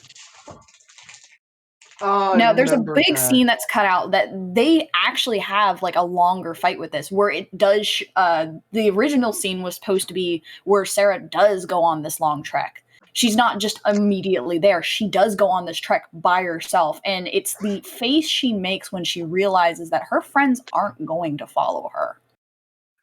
She is wrong. She is definitely wrong in this scenario because she has this mentality of it's my way or the highway. But you can see the genuine pain, like the loneliness, because everyone forgets that Sarah also lost her dad. She doesn't know where the fuck he's at. She has no idea where her family's at. And possibly could have lost her father in a very similar way Littlefoot did. And is taking it in a very different way. Littlefoot takes it in a very, like, painful way, whereas she just handled it in her usual brash and she has a huge pride issue. It's the moment that she walks away that I genuinely started up in tears again. And it was weird because it was like, I understand she's in the wrong, but the thought of some of your friends, even when you're wrong, letting you leave like that, I don't know. It hit something. That definitely would hit. But I still like had somewhat of an impact where because in the final product, she led them into what seems to be like a tar pit near a volcano. Yeah. Yeah, and then afterwards all of them were grouped together from all the remaining tar crap all over them, and scaring away a bunch of these ramming dinosaurs. I forgot what they're called. But they're scared off, and Sarah is completely losing her shit. She's terrified as hell, but finding out that it was just her friends, and it just made her look absolutely embarrassed and what was it? Embarrassed and weak, which definitely it bruised her ego. But she's walking away. But the part that gets to me is that despite that she's walking away out of, the negative impact that she's got, the rest of the friends are calling Sarah back, but she chooses to stay behind because now it's her own pride getting to her. That somewhat clicks to me because we think good lessons in the original. I'm sorry? I said there were a lot of good lessons in the original, not the sequels, because again, there's so many fucking sequels. I can't tell you if they're good or bad. But there's 18 of them. But the original has so many good lessons all in one. Mm-hmm. It's a good movie. Oh, absolutely. It's a tearjerker, but it's a good movie. Oh yeah, no, that's a movie that knows how to hit where it hurts. But yeah, it has that, it's one of my favorite Don Bluth movies. It's it levels right up there with The Secret of NIMH. The Secret of NIMH has something of an adult direction of what it treats its audience, whereas The Land Before Time, it puts cute dinosaurs into a world of shit. But what they go through is them working together and setting aside differences to the point where the ending is very rewarding. Yes, Ryley? Well, there's a famous quote from Don Bluth. Yes, I've heard that a dozen times. Kids can handle anything as long as you attach a happy ending. I don't like An American Tail. For the very philosophy that he tried to apply to that. Because all it is Fievel, what's Fievel? Fievel Mouskowitz? Yeah, Fievel. He keeps constantly missing his family just by, if he could just turn his head to the left, or if somebody would move their head out of the way. It plays it up like it's a joke, like we're supposed to be laughing at it, and it just feels mean-spirited. It didn't really feel like a payoff. Whereas in The Land Before Time, the characters are setting aside their differences to overcome many different obstacles, such as working together to get rid of a fucking Tyrannosaurus Rex. So it's more than just a scene to handle. It's all a matter of execution and handling things. In fact, Spielberg had to step in and tell Bluth to cut out a certain scene that involves more of the Tyrannosaurus Rex because it was way too intense. And it's the reason why the movie is an hour and 9 minutes. But with it being an hour and 9 minutes, that short length shows how much it can deliver. It's not just kids can handle anything as long as you attach happy. No, it's a lot more delicate than that. You have to put in the right context, something that doesn't just feel like you're throwing something depressing in there for the sake of throwing something depressing in there. That was my problem with The American Tail. And it's also why I like the sequel more. What do you think of All Dogs Go to Heaven? All Dogs Go to Very Heaven. good ending. I am so happy for that ending. It does. It has a lot going for it. The story he doesn't get with to live again. I know that sounds horrible, but in the context of happy endings, okay, for instance, and I'm going to use one of my favorite movies, and I'm going to bash it here, Lilo and Stitch Has a Glitch. They did, it's a scene where, granted, I like it, but I hate it. Stitch dies in that movie. He ends up dying. Canonically dead, and he comes back. And my biggest gripe with a lot of things when it comes to kids' movies is they bring back the dead character. But in this movie, they don't bring him back. He goes back to heaven. He doesn't get to live again. Yeah. In that movie, he dies, and we get to watch him die. But he's able to say goodbye. He's able to tell Itchy that, or basically tell her to take care of Itchy. And he goes back up, and I like that ending. That's the ending that a lot of movies should kind of stick with. I mean, the way they handled it, I mean, yeah, it kind of is, it is a bit of a melancholy, bitter sort of feel that a main character dies. However, this was the type of movie where, let's face it, Charlie was a dick of a dog. Like, he was using a girl to do, he did so much negative shit that it's almost irredeemable. But he learns along the way of what is important. Because, I mean, he was a partner with Carface for a reason, but he realized that even he had his limits, and he had to, like, push it forward. So when he goes to help save the little girl's life, like, he actually dies doing the right thing. And seeing that he earned his way to heaven instead of just automatically going to heaven, to which he did it first, and it was to put, like, it was there to show that, yeah, this person is rotten, that he would wind his own clock to go back and revive himself.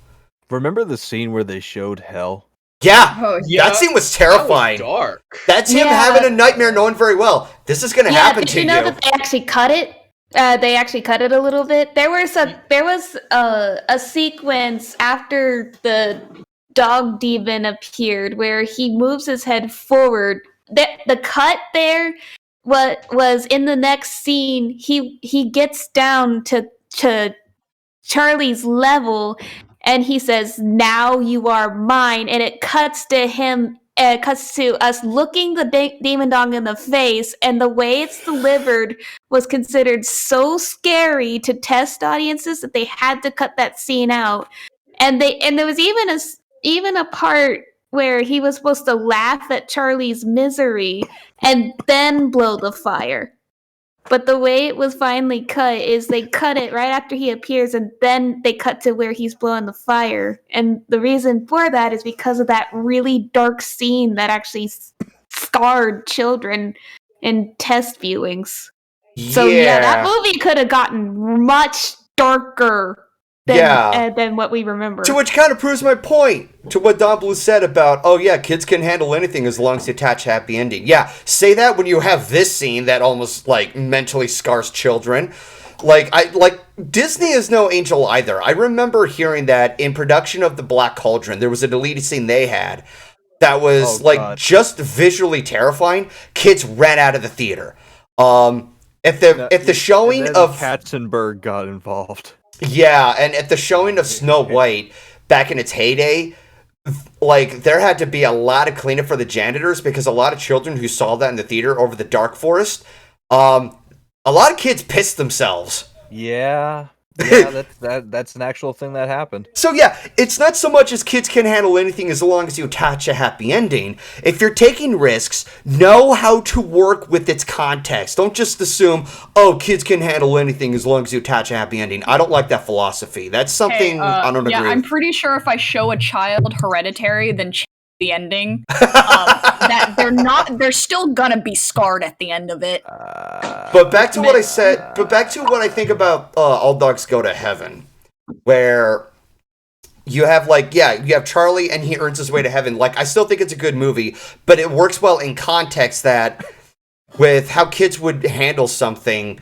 Yeah, that hell scene, it's the inevitable, but Charlie would at least do at his last breath would do the right thing, which is also why I fucking hated the sequel, because it takes all the development that Charlie has and just chucks it out the window. Okay. Here's the thing, though. I actually kind of like the sequel. The sequel's not bad, in my opinion. Okay. It's not bad, but it's not great when considering context of the other movie. And to be fair, to give a little bit of credit to the movie and a changed person, Charlie does change. He does get a heart, and he does choose to do the right thing, and as such, earns his way to heaven. However, Charlie's entire personality does not change, but just because he did one good act. Yeah, so him still being a selfish asshole. It kind of felt like he was hit with the reset button by refusing to retrieve the horn that was needed. It's kind of what, like, instilled in me as a kid, like, yeah, if you get everything like that and everything's so peaceful, that would kind of get boring after a while. Yeah. Also, I do like the fact that with the sequel, they kind of respected the memory of the little girl who played. I think her name was Anne Marie. Oh, or I something was like that. hoping nobody would bring that Oh, up. Judith Oh. Barzee. Oh, Yeah. that was a child actor that Did not deserve what she got. she left the world too soon. We probably shouldn't go into details in case you want we're this. not I'm not going to go into the details. details, but Neither am I. Let's just say she deserved more in life. Yeah, rest in And peace. her father sweet took it soul. away from her. Yeah. Rest in peace, a sweet soul. I still yeah. remember the that first time end I song found out was about that. was in honor of her. Love Survives is a tribute to her and her memory. Yeah, I remember that. Again, another example of a child actress or child actor in general that can definitely give it their all when you give them the right role. Similar to Heather O'Rourke, because that girl could also fucking act. Yeah. Well, yeah. Do we have any other questions from anybody? I'm looking around. It doesn't look like it. I think I can name one more thing that actually makes me bald to tears. How many of you have seen the film Hachi, A Dog's Tale, or Hachiko, A Dog's Story? Yeah. Okay. I haven't Forget seen the film. I know the story. I've never seen Hachi, A Dog's Tale, mainly because I read the book. Because I think there was like a children's book about Hachi. Look, here's the thing with me. I stay away from dog movies because I always know they're gonna kill that fucking dog, aren't they? They're gonna kill that fucking dog. It's gonna die, ain't it? Remember Marley and Me? Oh Ah. boy! Oh Oh, boy! yeah. What an ending that was! No, Ma, he was my dog. I'll do it. Old Yeller. Old Yeller. Old Yeller. As I said it once and I'll say it again, the thing about Hachi that makes it so tragic is the fact that it was a real event. Yeah, it happened. It was in the early 30s. Yeah, it was in the early 30s in Japan. For those who are very unfamiliar with the story of Hachi or Hachiko, basically Hachiko was a type of Japanese dog who would always wait at the train station for his owner, who was a professor, to always come home. But one day the professor dies. And despite the fact that the professor died, that dog continued waiting at the station for the rest of its life. So at the tail end of the movie, so the one I watched, Richard Gere was the professor and he dies. But the music, along with just the dark shots of Hachi coming to the station one last few steps of his life, I can't help but just bawl my eyes out. Like, this is his last night of doing the same thing. And he fucking sees his owner. Yeah, he dies seeing his owner in his head. Which does imply he's off to a better place. But he had such a loyal connection. It proves we don't deserve dogs, you know? Yeah. We never deserve the puppos. And here's the very heartwarming thing too about it. So one, the dog and the professor are buried together at the cemetery that the owner was put in. But a while back, like maybe a few years ago, Japan actually made a statue. Yeah. They already had a statue of Hachiko, but they made a statue of the professor and Hachiko reuniting. Oh. I think you just broke Golden. I don't think Golden knew that. I know now! Yeah, you broke him. Yeah, trust me, it broke me too because, like I said, Hachiko's story is devastatingly sad, but it's also so damn beautiful. It is. I refuse to watch the movie because, like, it's not because I hate the movie. Like, you just don't want to feel the pain. No, I don't want to deal with pain. I have 4 fucking dogs in this house. and I don't want to imagine what pain they will go through if I were to per se pass. I had 2 cats, a bunch of fish, a gecko. Yeah, I've had what's it called? Not horseshoe crab, the fucking hermit crab. crabs. Yeah. Hermit crab.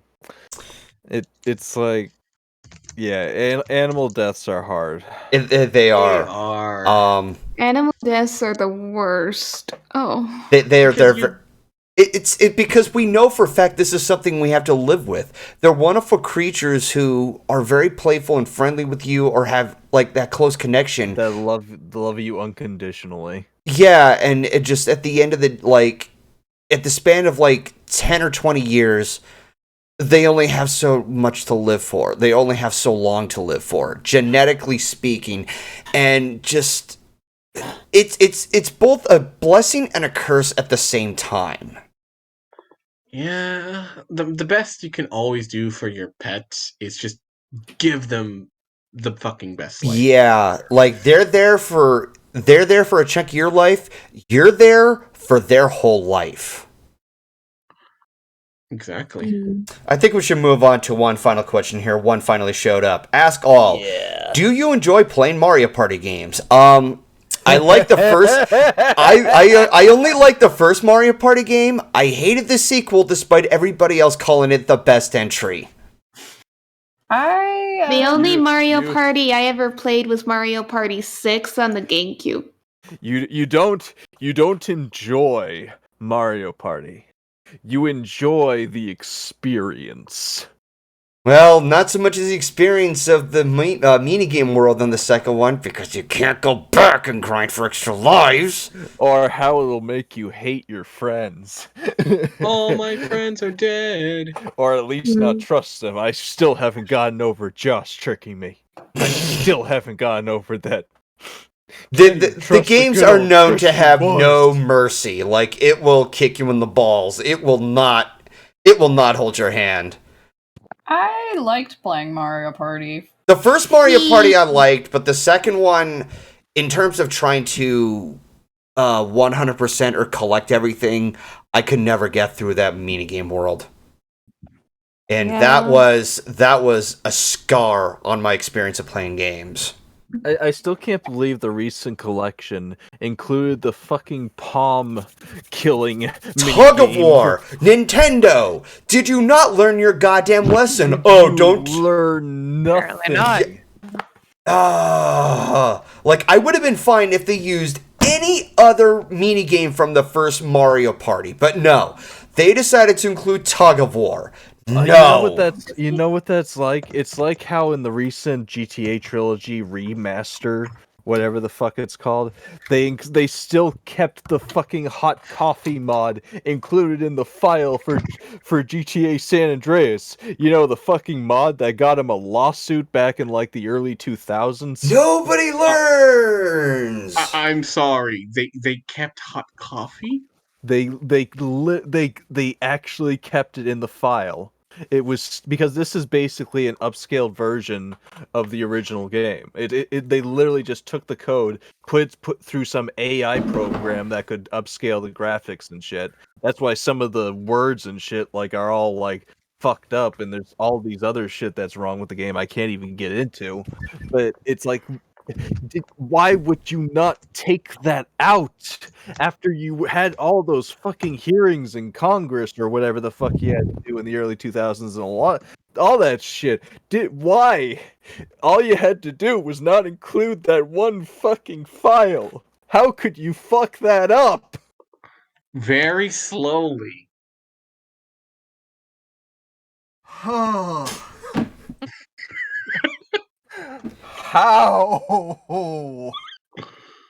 You just had to do one thing. You had one job.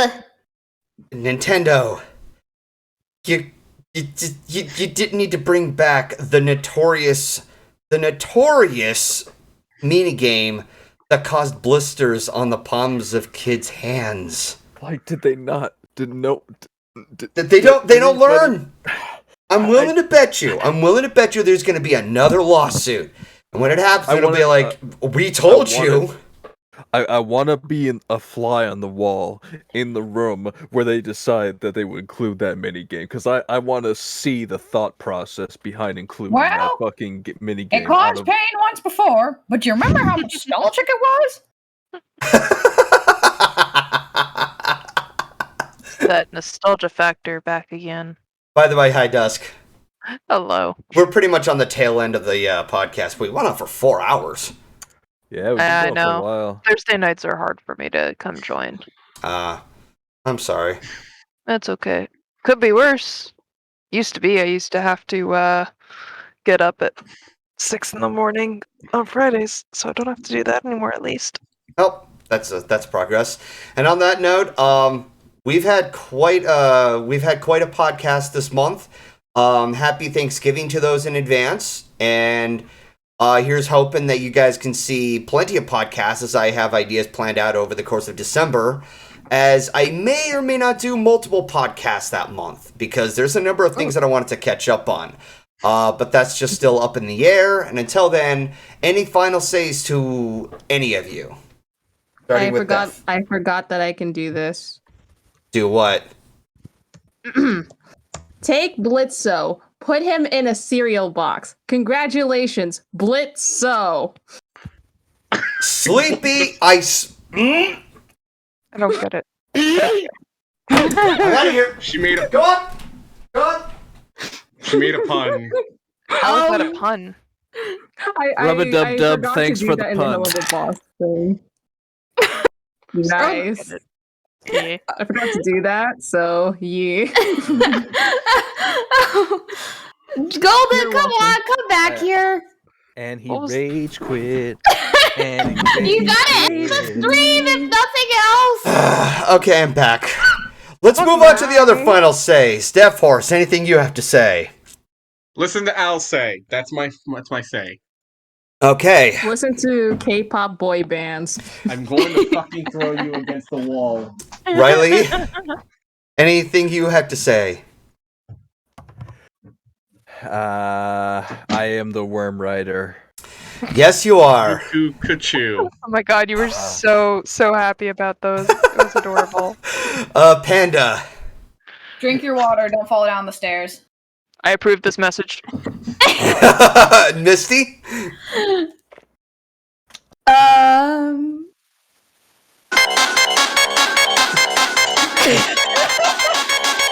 Who's fucking playing that?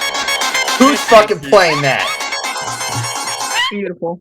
Misty, you're dead. You're fucking dead. You are fucking dead. I'm going to take that horn of yours, break it off, shove it up your ass, and cast you out of the ocean.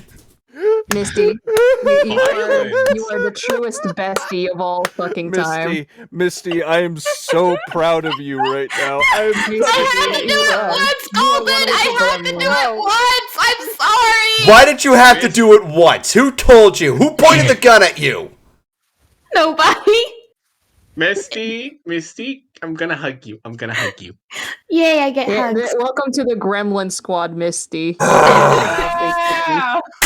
See you guys. She has a shield. See, just I'll see you guys next month. Have a good night.